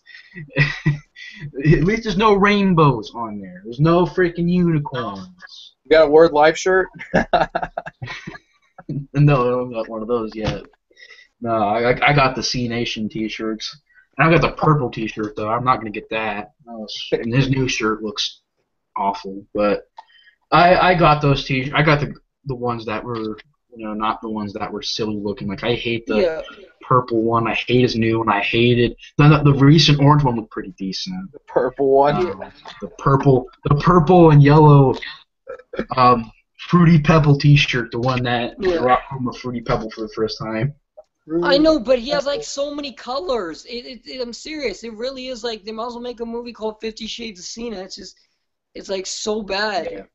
But real quick though, before John leaves, RS, what's your quick thoughts on Red Eye? Because I really do want to talk about like this movie. I love this movie. So, what's your quick thoughts on Red Eye, just real fast before John leaves?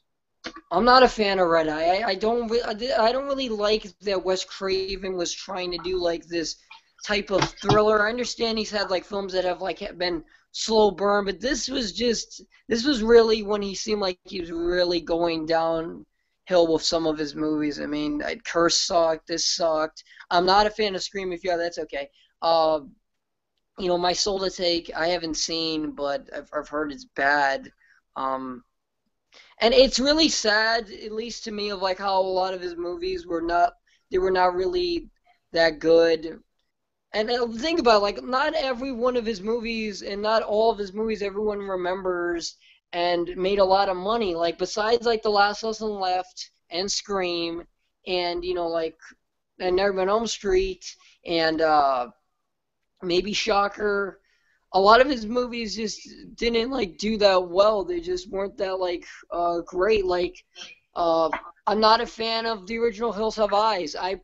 I'm gonna be honest. I'll say real quick. I'm alone in this, but I actually like Hills Have Eyes too. I think it's fun. The first one is like so boring, and it's just not that interesting. I know. You guys are gonna be mad at me, but you're being sarcastic. No, I'm being serious. I actually really like the Hills Have Eyes too. Are you serious? I do. I like both part twos actually. I like the original and the remake. All right, before I leave, I need to hear RS Horror Man. What in the blue hell do you like about The Hills Have Eyes 2? And were you on drugs when you took it? These are my questions. Well, it's fun. It's more entertaining. I like the characters. I mean, okay, if you're gonna mention the whole thing with the dog having the flashback, yes, that is stupid. And yes, why is Pluto still alive? I have no idea. But I don't know. It's fun. The first movie was just like not that good, and the second one I can actually have fun with. Like, I can have fun with the second movie. I can have fun with both part twos. You know, I'm gonna be alone in this also, but I like both part twos better than I like both part ones. Like, I don't really like the original Hills Have Eyes, the Hills Have Eyes remake. I used to like, then I watched it again, and you know, it was like I didn't really like it. And then I watched it again, and I'm like, you know, I don't really like this movie. But Interesting opinion, man. yeah, I mean, I've never heard anybody say that. Yes. I've never heard a positive review on Hills of Ice Part 2. I mean, I'm alone. I mean, there's a lot of like horror sequels, and a lot of movies I like that a lot of people don't like. I'm the only one probably in the world that loves Jason X and thinks it's their favorite in the series. Yes, I like Jason X. I know I'm crazy, but it's fun. It was fun. I had fun with it. It's not like the first movie where let's have all this build up, or the third movie where let's have stupid 3D and characters you know nothing about, and have everyone get killed off except the lead girl, and have this kill where they cut the black eye up like 50 times, and I'm just like, oh my god, really? You know, and just, you know, So what would you rate? What would you like rate though out of like 5 with Hills of Eyes? Red Eye. 2.5. All right. Well, I mean, I just want to give my quick thoughts on Red Eye because I love this movie. John, I know that you said you haven't seen it yet. I actually do recommend it. This is Wes Craven's, I believe, first thriller. And I mean, I guess you could say Scream's a horror thriller, but this is like a solid thriller. And I love the movie. I think that both Cecilian Murphy and Rachel McAdams did a good job. It's very suspenseful, goes by at a fast pace. I love the build to the end of the movie. And John Grande, I recommend that you really do see it. It's actually really good. I love the movie. I'll give it a watch. Yeah, I mean, it's definitely not Nightmare on Elm Street or, you know, it's not Scream, but I still enjoy it for being a thriller. And, you know, I would say, like, Running Scared's better. I enjoyed Running Scared more, but, you know, Red Eye's still pretty decent. Or, I'll say I think it's pretty awesome. But, yeah, I really enjoyed Red Eye. I even gave, like, a 3.5 out of 5. I really enjoyed Red Eye. Hey guys, real quick, what would you say is your top 5 favorite Wes Craven films and your top 5 least favorite? For me, I would probably have, like, would 5 being the worst, or not worst, but, or what does it, like, matter? Like just 5 of the best movies made. Yeah, we could just like start with the best and then say the worst, like our worst, because I'll go last, I guess. All right. My favorite Wes Craven movie. It's hard to pick. So I mean, I love so many of his movies. I love Red Eye. I love Nightmare on Elm Street, Scream. I love Scream 3. I love Scream 4. And everybody says Nightmare on Elm Street is their favorite Wes Craven movie, so I don't know. I really do like it, but it's not my favorite Wes Craven movie. I would have to say either People Under the Stairs or... Geez, that's really a hard pick for my favorite Wes Craven movie. I'd say probably People Under the Stairs is my favorite Wes Craven movie. And my second favorite would have to be Nightmare on Elm Street. Third favorite would be Shocker. Fourth favorite would be Serpent and the Rainbow. And my fifth favorite would probably be Hills of Eyes. So I really enjoyed it. So John Grande, you can give your list if you want. Yeah, I'll give these, and then I'll be out of here. I'm sorry, I'm so flipping tired. No, it's okay, man. Thanks for being a part of this, by the way, man. Yeah, thank you. Yeah, thanks. My pleasure. I love talking horror with you guys. You guys are chill as hell and intelligent about things that I'm passionate about. It's weird. There's a lot of people that live in my town that none of them are really horror savvy or wrestling savvy, or this is why this is nice to kind of, it's almost like a venting sesh. But I don't. My favorite's Nightmare. Then I'd say Last House. Then I'd say Scream, Hills of Eyes, and The People Under the Stairs, in that order from best to number 1 to number 5 of my best. And then the worst, Hills of Ice Part 2 was easily the worst in my opinion. Yeah, Hills of Ice Part 2. Respect RS Horror, man. We're not like hating. It's cool if you like it, but Yeah. No, it's okay. No, it's okay. You guys like Scream, and you guys like Curse, so that's okay. There's actually Just movies out there remember, that I like that everybody hates. Children of the Corn sequels, Leatherface, Chainsaw 3, uh, Chainsaw 3D. I like those movies. So. I like like them too. I actually like them. I don't think they're that bad. I've seen worse. Again, like Ginger. I'm sorry. Go ahead. Yeah, again, like Ginger Dead Man and all those are just even like the modern slasher films nowadays. Like I'm not a fan of Hatchet and Laid to Rest. I know people like them, but they're just kind of there for gore and good kills. That's really it. But yeah.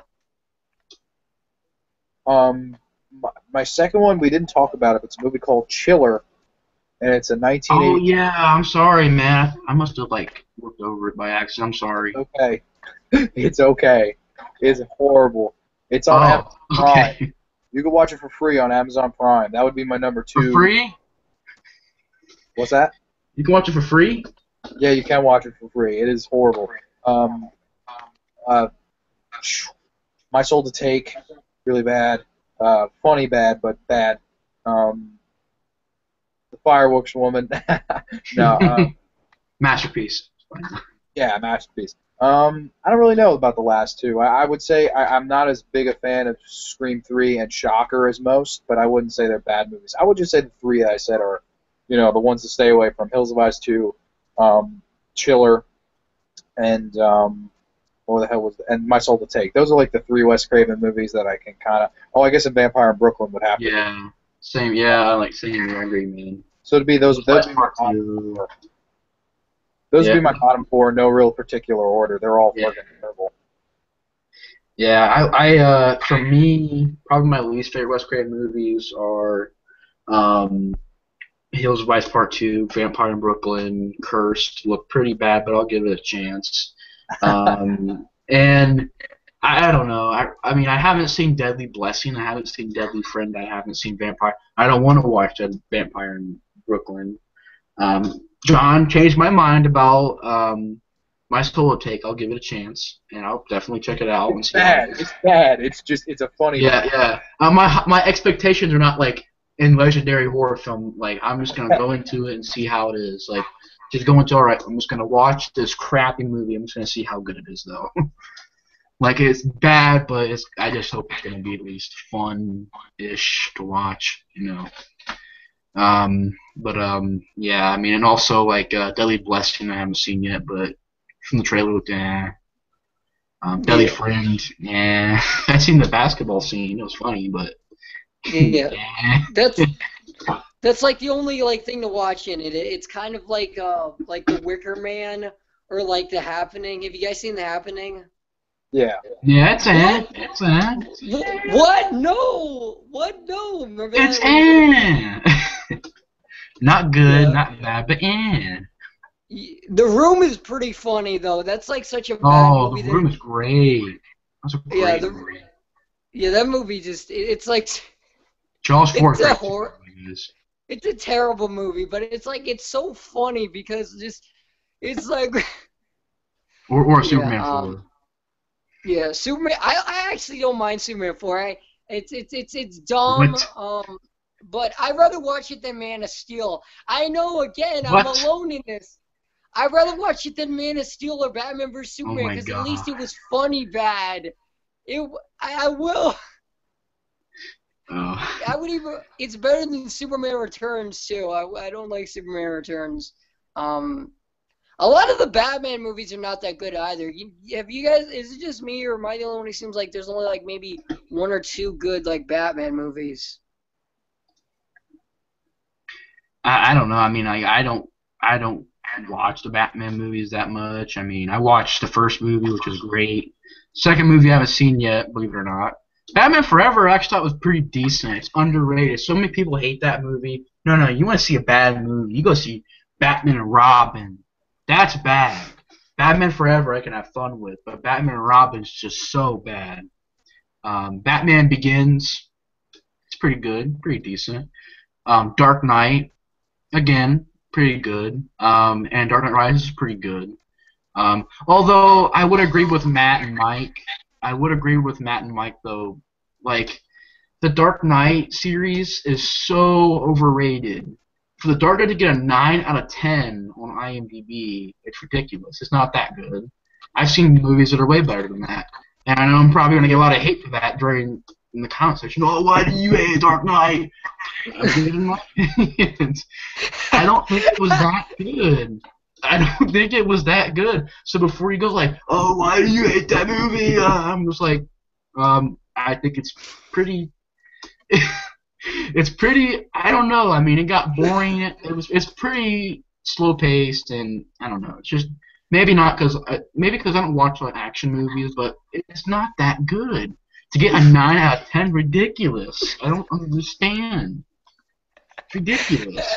Yeah, I know what you mean, Nate. I mean, I'll say this right now. I mean, that's why I agree with Mike and Matt. It's so overrated, and I agree with them. It's so freaking, and so many people out there are like, if you don't like it, then screw you, man, go die. And it's like, it's not, and I don't see why. I mean, I do have a poster of Dark Knight Rises. I think it's just an okay movie, but I got that at a carnival, to be honest. But yeah, I know what you mean. Okay, you know, the trilogy's just alright. I prefer the original trilogy. Well, not trilogy, but I prefer the original Batman and Batman Returns more than Dark Knight. Yeah, I know what you mean. I mean, I think the only reason the Dark Knight is good is just because of Heath Ledger's performance. Other than that, it's too long. The ending is like, what the fuck? It's just, it's not that good. And Deadpool, I have to say, is the most overrated superhero movie of all time. I fucking hate Deadpool. I don't give a shit what anyone says. It's a fucking piece of shit. It felt like a bad Family Guy segment mixed with like Rob Zombie because every other word is fuck, fuck, and fuck, and fuck. And it's just like, and just, there's only 3 scenes of action. 3 scenes of action, guys. It's so disappointing. It felt like Ted. It really reminded me of Ted with the stupid, immature humor and the jokes you see in the trailer like a million times. Like, oh, I'd say you sound like an infomercial. Not like Slapshot, more Shakeway, like, because he's doing like the jerking off gesture or whatever, because the Shakeway looks like, oh, I'm masturbating, and just stupid jokes like, oh, he smells the barrel of the guns, and it's like, oh, I'm very turned on, and just Deadpool sucks. Did you, did you see My Soul to Take yet? No, I actually haven't seen My Soul to Take. Yeah, same here. I'll give it a chance. But I have heard that it's bad. But hey, John Grande told me it, changed my mind. Yeah. Give it a chance. Yeah. Yeah, he said it was so bad it was a mess, you know what I mean? I mean, that's happened. But, okay, do you mind if I... Quick though, yeah, Deadly, or not Deadly, I almost said Deadly Blessing, but My Soul Tape, we haven't seen it yet, but I'll give it a watch one day. And then, real quick though, I want to get this last, because we got one more movie to get done, and that is Scream 4. And if you guys want to just give you guys a quick thoughts on it, then then that's pretty much all the movies. Yeah. Scream 4, I hate this movie. I think it really does suck that this was his last movie, because it's kind of a bad way to really, like, kind of go out. It's kind of like the whole thing with, like, John Carpenter. Like, I remember John Carpenter didn't direct a movie for, like, 9 years, and then he did that one called The Ward, which I haven't seen, but from what I've seen and heard, it really doesn't sound or look like a John Carpenter movie. You don't really believe it. It just seems like a modern horror movie that looks like that one movie called, 100 Feet or whatever. I haven't seen that movie either, but I've heard about it, and that's by the one of the greatest studios of all time, the Asylum, the studio that makes all these wonderful films that are just like big budget films, like Transformers, and they did the Terminators, they did I Am Omega, they did all these great, wonderful films, but yeah, they did such great movies. It's not like their movies are bad at all. But John Grande, what's your rating for it? I give it 1 star. I give it 1. I didn't like it. Another thing I want to say real quick. I'm sick and tired of how people kept on saying, well, they talked about how remakes were bad and this wasn't a remake. And I'm like, well, did you guys forget? The movie Scream by this point was only like a couple years old. It was like only maybe like 10, 11 years old. Maybe not that. Oh, maybe like 15. Not even that old. It's like, and why would anyone want to remake Scream? Yes, I know that they did the TV series, but that doesn't really technically count. And it's just like, you know, who cared? And this, I didn't care. I didn't care. The twist was stupid. Oh, Emma Roberts is the killer. Yeah, really, Nancy Drew. You know, from the Nancy Drew remake. Nancy fucking Drew is the killer. Oh my God, what's next? And what's next? In one of the Nightmare on Elm Street movies, who are they gonna have? Taylor Swift be the killer? What's next? They gonna have I don't know. They gonna have like Katy. They gonna have like Katy Perry be a killer in the movie. They gonna have Kristen Stewart, Kim Kardashian, Megan Fox. I swear, like they pick most of these people just because they're good looking, and then you know this. I'm sick and tired about how Scream 4 was so great. I hated it. It was terrible. It was so overrated. Just the whole thing of the Scream franchise. I don't care about the look of the killer. I don't really care about the characters. You know, they bring it back, and they're bringing it back. I'm like, it's a sequel to a film that they haven't made a sequel to in like 11 years. Big deal. They made a sequel to a movie franchise I'd even like. That was called Hatchet. That doesn't mean anything. By the way, guys, Scream 4 came out in 2011, get a 6.2 on IMDb. Yeah, just... Oh, also, do you mind if I also give my my favorite and least favorite Wes Craven films? Because I was gonna do it. Yeah, sure, man. Sorry about that. That's okay. It's okay. So my favorites would be number 1 would be Nightmare on Elm Street. My second one would be The Last House on the Left. My third one would be The Hills Have Eyes 2. Yes, I know. Get it out. Oh, I can't believe you like this movie. You're unbelievable. You didn't like The Dark Knight. You didn't like Scream, but you like this movie. At least this was fun. It wasn't like, oh, this is so great. And I'm just, my fourth favorite would actually have to be The Swamp Thing. I know a lot of people think that's pretty crappy, but yeah, yes, it's not that good, but I like it. If you haven't seen the sequel, because I haven't seen the sequel, but the sequel is really, really bad from what I've heard. Return of the Swamp Thing. It looks bad. And my fifth favorite would have to be Shocker, but yeah. And my least favorites would have to be Cursed would be the number 1. My second least favorite would have to be all the Scream movies. I count them as 1. My third would be Red Eye. The fourth would have to be The Hills Have Eyes original. What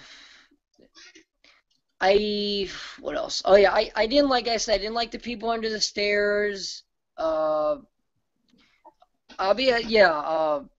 haven't seen Deadly Blessing or Deadly Friend. I haven't seen My Soul to Take. What else did he do? Did some other stuff. I actually have never seen The Serpent and the Rainbow. I haven't seen that one. Oh, that's really good. By the way, John, did you watch it? Did you rewatch it again? I didn't give it a rewatch yet. No, I did not. Oh, all right. I will soon. I definitely hope really summer's good. out. I love it. Love Serpent and Rainbow. I was gonna see it, but then I heard about the backstory, and then I was kind of worried about actually seeing it. Well, how the shooting conditions were and stuff.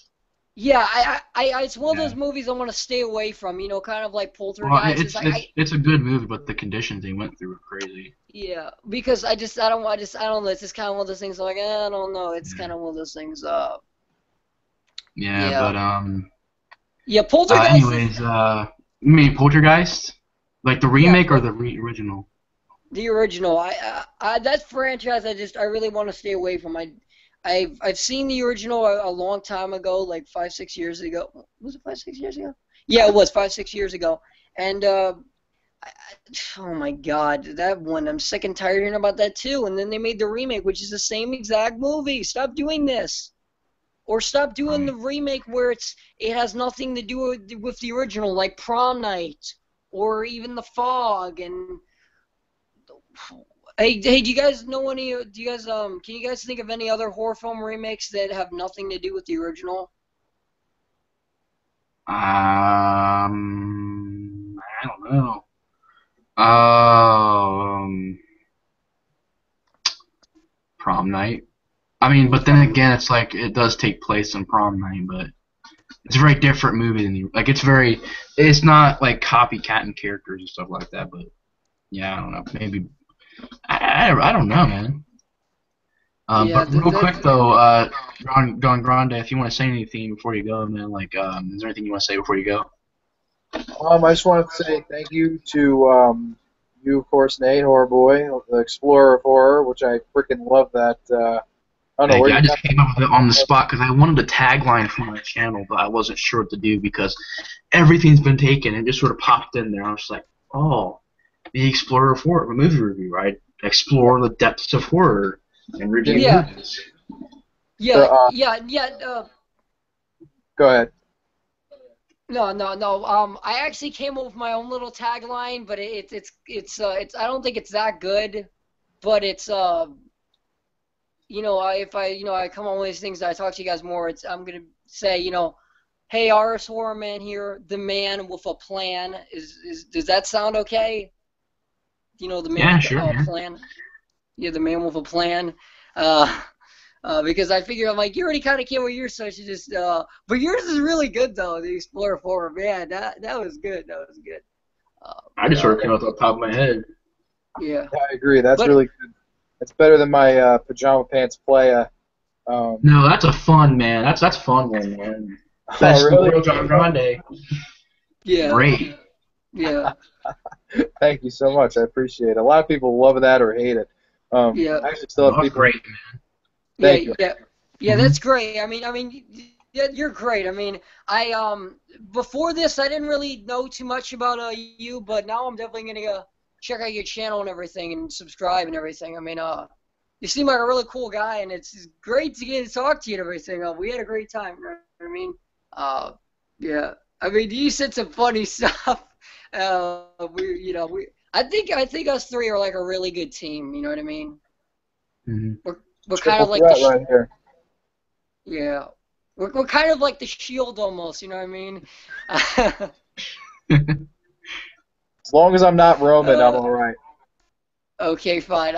Fine, I'll be Roman. Hey, Nate, you could be Dean Amber. Yeah, I'll be Dean. Yeah, I gotta be sad since I got the shirt. Yeah, But yeah, yeah. likewise, Steve. I mean, Jesus, not Steve. RS. Um, I definitely I enjoyed talking to you. I didn't know much about you either myself, but I will check out your channel as well. Um, it's just nice talking horror, and it's something. It's an outlet I don't get to do that much. It's nice to kind of talk with intelligent people about it too, because usually like um, when you talk with people about it that are casual, they're always like they have the shittiest goddamn opinions and like they never make any damn sense and they don't know what we know. And I think Right. that it's the passion of genre that we have because we all grew up with it. Like I see RS, your pro pick is you, Freddie, and Jason at probably a monster convention or something like.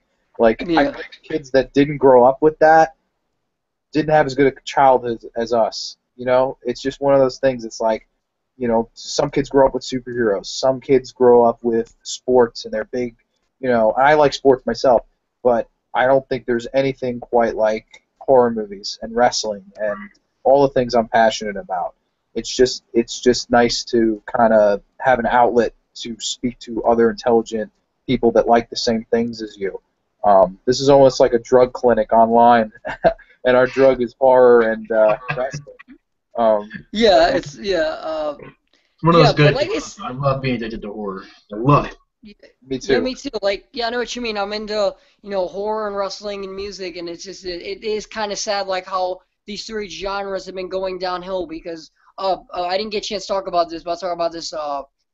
It seems like nowadays in music, everything is just all this like techno and all this stuff, and all it is just crappy rap music and all these terrible songs. Like, even if you're not like a fan of Nirvana, it's like, or if people are not a fan of like Metallica and that stuff, like I'm not the biggest fan of them. I can't stand any of like the new music nowadays. Like all it is just rap and pop. It's Kanye West and Katy Perry and Taylor Swift and all these, Justin Bieber. I'm sick and tired of hearing about Justin Bieber. What are you guys' thoughts on the music business nowadays? I honestly, I don't really want to get into all that because I could take hours. I'm sorry, I'm so dead tired. I just wanted to, I'll say goodbye. Maybe you guys keep going about this, but really, RS, nice to meet you screen to screen, as Steve would say. And it was nice to shoot the shit on some horror movies with you guys. Rest in peace, Wes Craven. Nate, thank you as always for the invite, and thank you as always for being the great moderator that you are, the explorer of horror. And I hope you guys have an awesome, killer, fantastic night. And I'm looking forward to doing another one of these. We'll definitely we'll talk about a subject or a topic to do another one of these because I love them. Yeah, thanks for joining so much, man. This was so fun. And thank you so much. Yes, thank you, because this was great. Like I said, it's been really great. I like doing these. I've had fun with these. They're so much fun. It's really cool. You get to vent and everything, and we can talk about these. Maybe in the next video we could just I guess we could just like discuss like sequels and stuff in like another video, or we can like do like we could do a retrospective of John Carpenter. Maybe even Alfred Hitchcock. Who knows? Yeah. I was thinking about that too. Doing maybe retrospective on like Alfred Hitchcock. I was thinking about that. Although I gotta do some studying because I haven't seen all his movies yet. That's someplace the Explorer 4 hasn't been yet. Is down Hitchcock Lane. I gotta go down Hitchcock Lane. For those movies. I know what you mean. I mean, I've only seen like 3 or 4. Yeah. Thanks, man. That's just one place I haven't watched hardly any Hitchcock movies, and I need to. Like, I really do want to.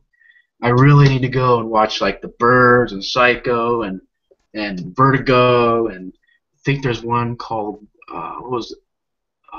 Is Vertigo the one where it's about the guy on the ledge? Rear Window. Was it Rear Window? Yeah, or I think yeah. I know they got like a Hitchcock box set or something like that, and I gotta see those movies. Yeah. I know what you mean. I remember we did a retrospective of the disturbing movies, last week. That was a lot of fun, talking about all those. Yeah, I like to do discussions about different things. Discussions about horror movie sequels. One day we'll do sequels. Actually, for those watching, I do plan on doing a fan commentary soon on this movie. And if you guys like to join, you guys are more than welcome to join if you guys want. It'll be a fan commentary on the original Chainsaw, and that'll be fun to do. That's probably the next broadcast I'm going to be doing. Next week, I'm not going to be doing anything, actually. I'm going to be taking a break because this is an entire week on movie reviews, so it's been pretty busy. But, yeah, it's really fun to do these. I like the discussion videos and different opinions and stuff like that. It's really cool. Yeah, we had a really good time. I mean, this is thanks for joining. Both of you guys. Thanks both of you guys for joining. No problem at all. You guys and Steve and Andre and I want to say thanks to Mr. Unspeakable. He's watching this. He's been watching it live for since the beginning of the broadcast. I want to say thanks for watching, man. And giving some really good comments, stuff like that. Thank you so much, man.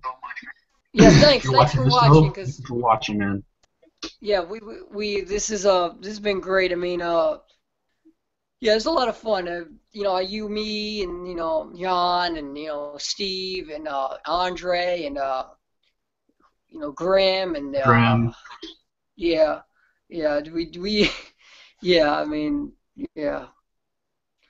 Maybe one of these days we should do like a discussion about like the whole YouTube thing. We could do like different ones, man. Like I plan on doing sequel discussion, discussing different horror film sequels, good ones and bad ones. Horror film remake discussion, discussing some horror film remakes. Are you guys into Twilight Zone at all? I do want to watch it, but I seen it on Netflix and Hulu, so I might give them a watch. But I haven't watched any of it. I haven't watched the movie either.